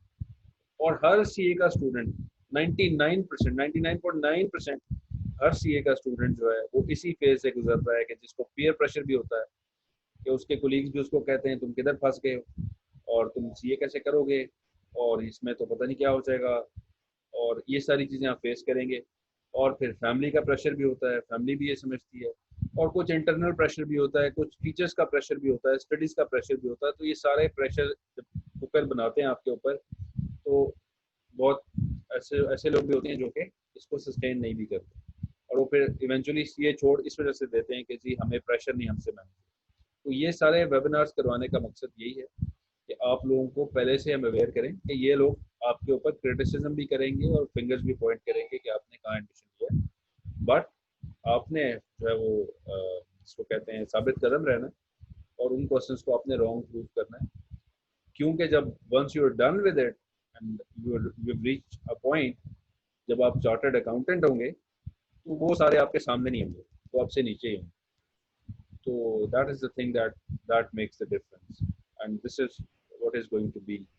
जो आप अगर पोस्ट देखें हमारी फेसबुक पे तो हम इसी चीज़ को हाईलाइट कर रहे हैं कि ये चंद कुछ बंच ऑफ पीपल हैं जो कि सक्सीड करेंगे और ओवरकम करेंगे उन सारे चैलेंजेस को, क्योंकि everybody doesn't have the guts to do that. तो आप उन चंद लोगों में से। जी सर, ये क्वेश्चन स्टूडेंट ने पूछा था अभी ना, सर तो चले गए, तो ये क्वेश्चन अटेम्प्ट करने के वाले से पूछ रहे थे। जी जी तो उस दिन ही सर ने ये बताया था कि आपने पहले तो एफएससी अप्रोच ख़त्म करनी होती है कि हम लोग क्वेश्चन देखेंगे और उसके कहानियाँ लिखेंगे। तो सर आ गए सर, तो ये आपको बेटर एक्सप्लेन कर देंगे। कंटिन्यू करें फिर सर से एक्सप्लेन करेंगे। तो सर बिलाल कामरान है, इंट्रोडक्शन उसके इकोनॉमिक्स के ज़बरदस्त टीचर हैं सर। तो उन्होंने भी यही चीज़ सजेस्ट की थी कि आपने एफएससी अप्रोच पहले ख़त्म करनी है। ये नहीं है कि आप कहानियाँ लिखते जाओगे और आपको मार्क्स मिलेंगे। टू द पॉइंट, कम्प्रिहेंसिव जो आपका आंसर होना चाहिए। और इसमें आपको एएफसी की बिजनेस कम्युनिकेशन जो है ना सर, जो 7 C's आपने पढ़ाया था, तो उस चीज़ को लोग टीचर बड़ा वो करते हैं। और इसके बेस्ट एग्जांपल आप आई कैप की वेबसाइट पे जाएं, सजेस्टेड आंसर हैं, पास्ट पेपर है उसके सजेस्टेड आंसर हैं, maximum 3 to 4 lines, 5 lines, 6 lines, और उसमें वो बात को इस तरह से बयान कर देता है कि आपका जो कॉन्सेप्ट है वो क्लियर हो जाता है। तो ये आपको अभी सर बता देंगे, सर आ गए, तो सर से इस चीज़ पे आप अपना ओवरव्यू ले लें। जी sir, thank you for joining back. Sir question ये है कि जो सीए के क्वेश्चंस होते हैं वो कॉन्सेप्चुअल उसका आंसर लिखना होता है या फिर लंबा लंबा करके लिखना होता है? हुसैन, यही सवाल था आपका? Yes sir. जी सर। नहीं जी, देखें एग्जामिनर कमेंट्स इंशाल्लाह अभी क्योंकि आप लोगों ने एएफसी ज्वाइन किया है तो आहिस्ता आहिस्ता फिर अब आप इन चीज़ों से क्लियर होते चले जाएंगे। हर एग्जाम के एंड में एग्जामिनर कमेंट्स आते हैं और एग्जामिनर कमेंट्स हैं, अगर अभी कभी आपको उनको पढ़ने का इत्तेफाक हो तो उसके अंदर एक चीज़ बड़ी क्लियर होती है। एग्जामिनेशन गाइडलाइंस जो आपकी हैं उनके अंदर भी ये चीज़ मेंशन होती है कि आपका answer should be relevant and to the point. मतलब एग्जामिनर आपसे ये रिक्वायर नहीं करता कि आप उसे पूरी कहानी सुनाएं। एग्जामिनर कहता है कि आप रेलिवेंट आंसर करें और टू द पॉइंट आंसर करें, वो आपका एक्सेप्टेबल होगा। मतलब पास में ऐसे बच्चे भी एक्सपीरियंस से गुजरे हैं जिन्होंने थ्योरेटिकल सब्जेक्ट जो है वो एक एक सफ़े पे एक एक क्वेश्चन का आंसर कर दिया और पास हो गए, क्योंकि उनके क्वेश्चन के आंसर्स रेलिवेंट होते हैं। तो यहाँ पे अननेसेसरी डिटेल्स रिक्वायर्ड नहीं होती। यहाँ पे आपने टू द पॉइंट आंसर करना होता है जो वो क्वेश्चन कर रहा होता है एग्जामिनर आपको। जी हसन, आपके क्वेश्चन का आंसर हो गया? Yes sir, thank you. अच्छा, और कोई क्वेश्चन?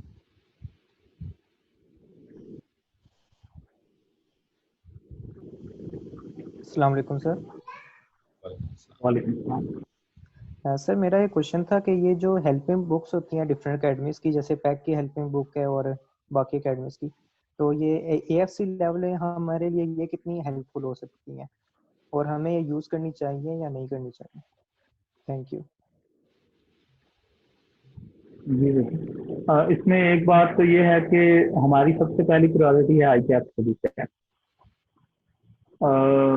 आई कैप स्टडी टेस्ट जब आप कर लेते हैं, कंप्लीट कर लेते हैं, तो फिर फर्दर प्रैक्टिस के लिए जो है वो ये बुक्स रिकमेंड की जाती हैं। वो फिर बच्चों से बोला जाता है, teacher to teacher again vary करती हैं। कुछ टीचर्स ने अपने रिसोर्सेज बनाए हुए होते हैं, कुछ टीचर्स जो हैं वो इन बुक्स के बारे में बताते हैं और रिकमेंड करते हैं कि आप ये बुक्स पढ़ सकते हैं। लेकिन इसमें मेरी सजेशन बहरहाल आपको यही होगी कि सबसे पहले एक बुक कंप्लीट करें, like ICAP study text है। हाँ, चैप्टर बाय चैप्टर चल रहे हैं तो पहले आई कैप से वो चैप्टर कंप्लीट कर लें, फिर आप उसकी जो रेलिवेंट बुक है दूसरी आपके पास रेफरेंस बुक, उसका बुक आप कंप्लीट कर लें। अदरवाइज जैसे भी टीचर आपको गाइड करें, क्योंकि again teacher to teacher vary करता है। बाद हम में से कुछ जो टीचर्स हैं वो कहते हैं कि पहले आई कैप स्टडी टेस्ट कंप्लीट कर ले, बाद में ये बुक करें, और बाद साथ साथ इन्हें कंप्लीट करवाते हैं। लेकिन बहरहाल इनकी प्रैक्टिस आपको फायदा देती है।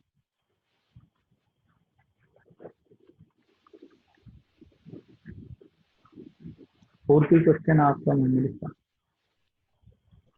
सर एक वो बस पीयर प्रेशर वाला जो क्वेश्चन है कि जो फैमिली वालों की तरफ से प्रेशर आता है और दोस्तों की तरफ से प्रेशर आता है कि आप कैसे वो ये एक्सपेक्ट करते हैं कि सीए के बच्चे सारा टाइम पढ़ते रहते हैं, ना वो एक्स्ट्रा करिकुलर एक्टिविटीज़ में इन्वॉल्व होते हैं, ना किसी और एक्टिविटी में इन्वॉल्व होते हैं, तो उस प्रेशर को वो कैसे हैंडल करें?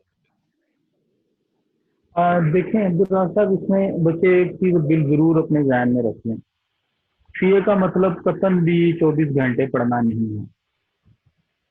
आपको सीए में फर्स्ट प्रायोरिटी अपनी स्टडीज को देनी चाहिए, लेकिन उस स्टडी की प्रायोरिटी के साथ साथ आपको जो दूसरी रेलिवेंट हमारी एक्टिविटीज हैं उनमें भी इन्वॉल्व होना चाहिए।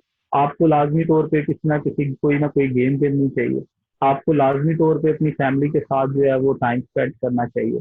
आपको लाजमी तौर पे अपने दोस्तों के साथ टाइम स्पेंड करना चाहिए। और आपको लाजमी तौर पे जो है, जो मतलब अगर आपको पसंद है म्यूजिक सुनना जरूर सुने, आपको पसंद है मूवीज देखना जरूर देखें, ठीक है। ये एक्टिविटीज आपकी जरूर साथ साथ चलनी चाहिए। अगर आप सिर्फ और सिर्फ स्टडी पे फोकस करके बैठेंगे तो आप स्टक हो जाएंगे। और देखिए, जब हम इस तरह से फैमिली एक्टिविटीज में भी इन्वॉल्व होते हैं तो फिर फैमिली को भी शिकायत नहीं रहती। अदरवाइज वो कहते हैं हमारे लिए तो इसके पास टाइम ही नहीं है भाई, बच्चे के पास ये तो हर टाइम बैठा सिर्फ पढ़ रहा होता है। तो जब हम फैमिली को भी टाइम देते हैं तो उनकी शिकायत भी दूर हो जाती है।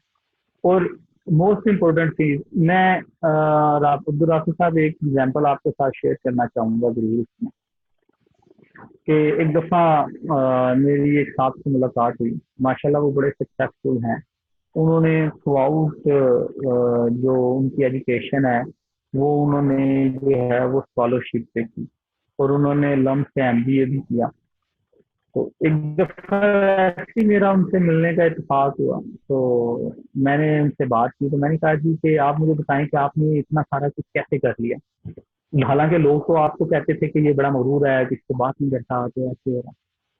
उन्होंने कहा देखें, आपकी लाइफ के ये जो इंटरमीडिएट के बाद के साल होते हैं ना, स्पेशली मैट्रिक के बाद के जो साल होते हैं आपकी लाइफ के, ये बड़े इंपॉर्टेंट होते हैं। ये आपका फ्यूचर बना भी सकते हैं और बिगाड़ भी सकते हैं। वो कहते हैं कि मैंने पहली प्रायोरिटी अपनी स्टडी को दी। जब तक मेरी स्टडी कंप्लीट, मतलब मेरा होमवर्क कंप्लीट नहीं होता था, मैं किसी को टाइम नहीं देता था। मैंने अपने घर में एक रूटीन, वो उनके मुताबिक रूटीन, उन्होंने कहा मैंने अपने घर में एक रूटीन बनाई हुई थी, 1 आवर अपनी फैमिली के लिए है। मैं कहता था जी कि जिसको भी मिलना है ये 1 घंटा है, मैं मिलूंगा भी, काम भी करूंगा, घर पे सारा कुछ करूंगा। हाँ, लेकिन पहली प्रायोरिटी मेरी स्टडी की है। अगर मेरी स्टडी कंप्लीट उस दिन की नहीं हुई है तो मैंने कोई दूसरा काम उस प्रायोरिटी में नहीं करना, सबसे पहले स्टडी। वो कहता, लोग मुझे कहते थे ये मिलता नहीं है, ऐसे नहीं होता। कहते हैं कि आज मैं कामयाब हो गया हूँ ना, तो आज लोग आके मुझे बताते हैं कि यार मैं भी तुम्हारा रिश्तेदार लगता हूँ। मैं फलां हूँ, मैं ये हूँ, मैं वो हूँ। तो ये जो आपकी सक्सेस होती है ना बच्चों, ये सक्सेस इन सारी चीजों को खत्म कर देती है। जब आप सक्सेसफुल हो जाते हैं तो ये जो प्रेशर था, ये इसको आप बिल्कुल टेम्परेरीली लें कि ये टेम्परेरीली है। ये जब इंशाल्लाह आप सक्सेसफुल हो जाएंगे तो इन बातों को आप याद करके हंसा करेंगे कि ये ऐसे भी हुआ था मेरी लाइफ में। Thank you so much sir, आपके टाइम का भी बहुत शुक्रिया और आपके वैल्यूएबल फीडबैक का भी बहुत शुक्रिया। बहुत ही अच्छी आपने ये जो है एग्जाम्पल शेयर की है और ये सक्सेस स्टोरीज ही हैं जो कि हम लोगों के लिए जो है फ्यूचर में हेल्पफुल साबित होती हैं और हमें बताती हैं कि हम किस तरह से उस लेवल पे पहुंच सकते हैं जिस तरह बाकी लोग भी पहुंचे हैं। आप जितने स्टूडेंट्स रह गए हैं, अगर आप में से कोई क्वेश्चन है तो हम क्वेश्चन पूछते हैं, अदरवाइज हम सेशन कंक्लूड करते हैं। इंशाल्लाह सैटरडे को हमारा दोबारा सेशन है और हो सकता है उससे पहले भी हम कुछ सेशन कंडक्ट करें। सर शायद कोई हम हो सकता है दोबारा बुलाएं किसी और टॉपिक के हवाले से, या कोई और भी हमारे पास गेस्ट हो सकते हैं। तो कोई क्वेश्चन है तो आप लोग पूछ लें। Yes sir. जी हसन सर हुसैन। जी सर, जो AFC के पेपर्स होते हैं वो लाजमी आपने एक एक करके देना है या दो दो इकट्ठे करके दे सकते हैं? अच्छा यार, ये तो जो है वो बच्चे आप चारों इकट्ठे भी दे सकते हैं, वो इश्यू नहीं है ये पेपर देने में। क्या बेहतर रहेगा सर, चारों इकट्ठे दें एक एक करके? देखें, आपके लिए मैटर करेगा कि आपके पास प्लान क्या है, आप कैफ कितने अरसे में क्वालिफाई करना चाहते हैं। अब अगर आप एक एक पेपर करके देते हैं, हर 3 महीने बाद एक पेपर देंगे तो 1 साल में AFC होगा। फिर हर 3 महीने, हर 6 महीने बाद कैफ लेवल का एक एक पेपर देंगे तो 5 साल बाद फिर आप मुझे अच्छे लफ्जों में याद नहीं करेंगे। ठीक है, तो इसमें ऐसी बात नहीं है। आप इसको प्रॉपर, जैसे कॉलेज ने आपके लिए एक वे डिफाइन किया है, आप उसी को फॉलो करें। जैसे आप KFC के लेवल में पहले 4 पेपर हम लोग इकट्ठे दिलवाते हैं, आप वो चारों पेपर 6 मंथ के अंदर क्लियर करें। उसके बाद कैफ लेवल में हम बच्चों को गाइड करते हैं कि आप 3-3 पेपर जो है वो हर एक अटेम्प्ट में दें। तो इस तरह से 1.5 ईयर कैफ लेवल में और 6 मंथ आपके AFC लेवल में, 2 साल के अंदर आपका कैफ लेवल कंप्लीट हो जाता है और आप हम ज्वाइन कर लेते हैं सारे आर्टिकल।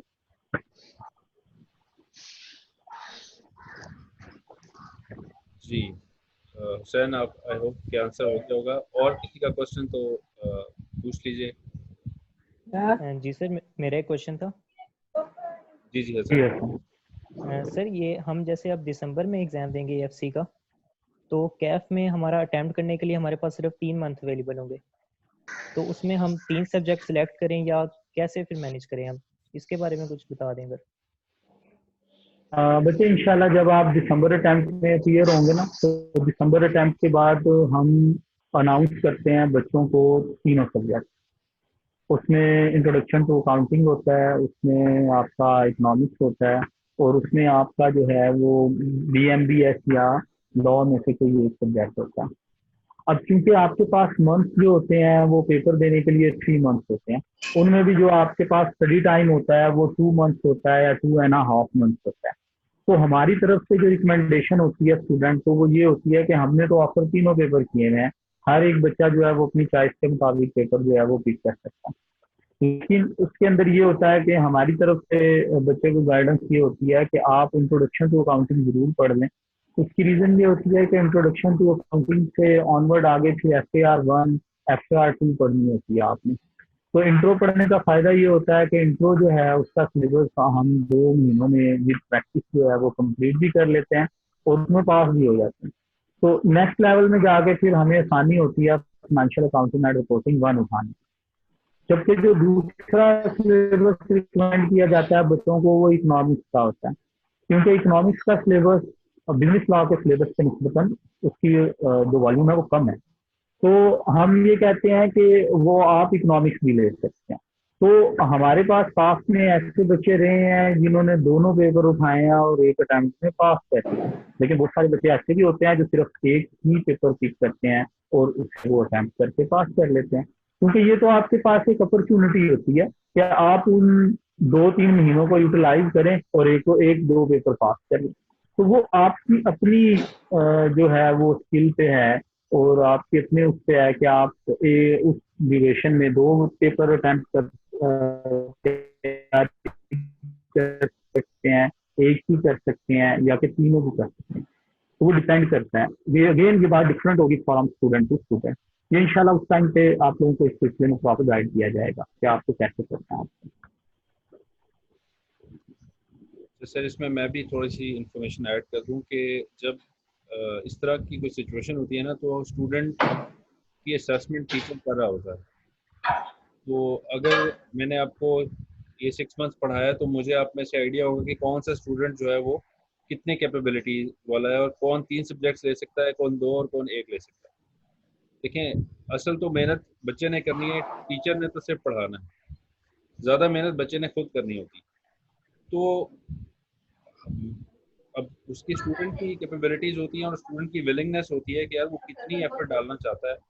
अगर वो फुल एफर्ट करेगा तो वो 3 के 3 भी कर लेगा, और अगर वो सोचता है कि नहीं वो इतनी ज़्यादा एफर्ट नहीं कर सकता, उसकी डिस्ट्रैक्शंस ज़्यादा हैं उसके पास, तो फिर वो 1 सब्जेक्ट या 2 सब्जेक्ट्स अकॉर्डिंगली उठा सकता है। तो ये उस वक्त हम डिसाइड करते हैं और उसको स्टूडेंट को भी आइडिया हो जाता है कि वो किस लेवल पे है। तो 6 मंथ्स इनफ टाइम है to check yourself and then plan for the further कि आपने किस तरह से आगे उसको बढ़ाना। तो अभी आप पहले AFC का फोकस रखें। ड्यूरिंग दैट टाइम आपको आइडिया हो जाएगा कि कितनी मेहनत करनी पड़ रही है और फिर क्या है उससे ज़्यादा है तो आप उतनी ज़्यादा कितने 3 मंथ्स में कितनी एफर्ट करके कितने पेपर्स ले सकते हैं। ठीक,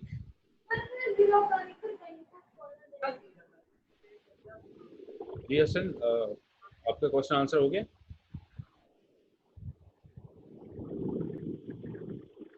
यस सर। ठीक, थैंक यू। और कोई क्वेश्चन?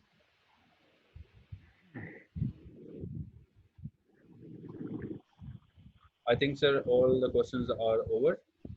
और मैं आपका थैंक यू करना चाहूँगा कि आपने अपने टाइम में से, बहुत बिजी स्केड्यूल में से आपने टाइम निकाला और प्लान किया था कि हम हाफ एन आवर में इसको सेशन को ख़त्म कर लेंगे, बट क्वेश्चंस क्योंकि रेलेवेंट भी थे और ये भी था कि स्टूडेंट्स तक ये इन्फॉर्मेशन पहुंच जाए। तो बहुत शुक्रिया आपके इस वैल्यूएबल टाइम का और बहुत वैल्यूएबल मैसेजेस का और बहुत वैल्यूएबल शेयरिंग का कि जो आपने स्टूडेंट्स के लिए की। आई होप कि जितने स्टूडेंट्स ने पार्टिसिपेट किया है उनको इससे फ़ायदा हुआ होगा और वो इसको अडॉप्ट भी करेंगे। उसामा, आपका भी बहुत थैंक यू कि आपने हमें ज्वाइन किया और आपकी भी कुछ वैल्यूएबल इंफॉर्मेशन जो है जो आपने शेयर की है वो भी स्टूडेंट्स के लिए सर जो है वो फ़ायदेमंद साबित होगी। और बाकी स्टूडेंट्स का भी बहुत थैंक यू, और जिन लोगों ने फेसबुक पे हमें ज्वाइन किया उनका भी बहुत शुक्रिया। We hope that you practice all these things in your current examination and get good results as well. So अपना बहुत सारा ख्याल रखें और दुआ में याद रखें। थैंक यू एंड अस्सलाम वालेकुम।